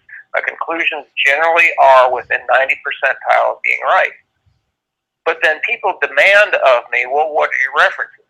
And I give them to them because, I want to show people, based on what I have evaluated, this is what I predict will happen. And prediction is what actually set the course of the entire nation of Egypt. To be able to predict when the Nile would flood. That's how that civilization was built. Mm-hmm. And so I figure that it's a powerful tool for me to look at data and make a prediction. But people demand my references. But my answer is, well, these references came from somebody else. And so why would somebody else outside of me, because I'm the one that made the prediction, why would somebody else outside of me be the authority? And when you said video or it didn't happen, it's like, wow, that is the meme. Nobody wants to take anybody else at face value. And when I do fail at a prediction, I put it out to the list. I say, hey, you know, I thought I knew what Zika was all about, and I was completely wrong. And there's a whole topic right there. Oh my God. I was in a hospital not too long ago, and that you know, they're actually talking about that in the hospital. What to look out for. I'm like, Zika? All right, whatever. And you see, Nancy, I mean, this was a nurse magic. talking to me. Yeah, you know. It's magic to create a talking point about an invention. Yeah. Zika, as it is presented, does not exist. It's illusion.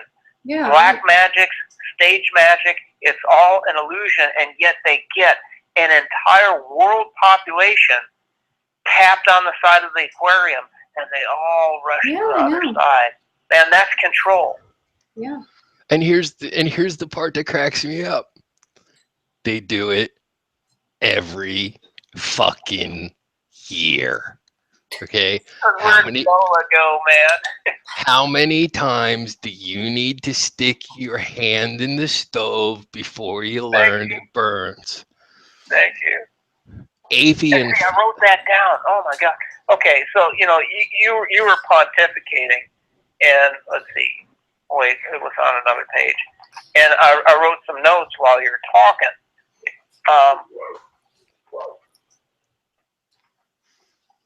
I wrote, repeated meme seems novel to somebody that has no memory. So in a sense, it's kind of like, you know, doing the same thing over and over again and expecting different results every time is a sign of insanity. Well, you know, that's almost as if you had the capacity to understand that you wouldn't get the same results every time. What I was getting from what you were talking about earlier, Bob, was because people are caught in this infantile mind, the 20-year-old mind that just can't grow up and really has no memory. I mean, literally, if people didn't have like smartphones and you know, back in the day it was the BlackBerry, they wouldn't know what they'd be doing from moment to moment. There is no memory. And so, like you're saying, putting your hand on the stove and getting burnt, it's going to happen every time because they can't remember that it happened the first time. Ooh. And that's why people like us, the awake and aware, that's why we're pissed off all the time, because we go, my God, you just burnt your hand. My God, you just burned your hand. You know, it's like, wake the hell up. Have you guys been in an airport lately? Will not. Well, just a real crazy observation of looking around, watching people use their phones. I mean, it's talk about zombies right there. It's just amazing. Like, no one is present anymore. They're all in their phones. That then becomes lethal, because I live close to university towns, and you'll see people with that crooked neck. I mean, I should have finished my schooling to become a chiropractor because of tech neck. And these kids are walking across sidewalks and across busy streets, completely unaware of their environment. And as a driver, I always look out for, and you're going to love this, Bob, people on motorcycles and little kids. But these are adults, completely unaware of what they're doing, walking out into traffic. And I'm thinking, this tech is going to kill people. Well, to me, it's one of those. It's just one of those things. Like, I won't go out in public with like earphones in, or anything like that. It's like that thing of being able to be aware, to experience your surroundings. But again, that reality, it's basically what cracks me up is, you know what it is, and this is why I love the man to death. Pete Townsend, probably second only to George Carlin and Frank Zappa. I put those three together as far as their timelessness and the accuracy of their information. If you remember Tommy, okay, put in your earphones, put on your eye shades, you know where to put the cork. Okay. And then then you'll be the wizard. It's the same thing. Like you say, people actually, to the extent of putting their lives in danger, exclude themselves from their actual physical reality because of their addiction to this virtual reality. See, I took a double meaning from the wizard, as if it was they were pretending to be the power brokers. When, dude, it's just like you said, they think they're playing the game when they're actually the pieces on the board. Right. Like you brought up the John Ritter movie, literally getting sucked into the screen. Right. Hmm. And I mean, like I said, I look at it from the standpoint of security, of being aware, and whatever. But I mean, the fact remains is it's not just that. It's the ability to experience the real world, to get any pleasure out of the real world. Like there was that fad way back. I think it was like the 80s, maybe the 90s, those little electronic pets. It was like a little keychain LCD screen, and it was a pet, and you used to have to feed it and walk it, or it would die. Yeah, the kids had them for a while. I forget what they were called. Yeah. Yeah. I don't remember, but yeah. But it's like I remember all of the little things like that, and it's just like, you know, the substitution of, like, you know, get a hamster, get a gerbil, get a, you know, when I was a kid, Habitrail was the big big thing. I remember that. It was like Legos for hamsters. Right. That was cute. And then they'd get bored and not move around anymore. They'd get fat, sit in the corner. How do you get this thing to move? Stop overfeeding it. Oh, gosh.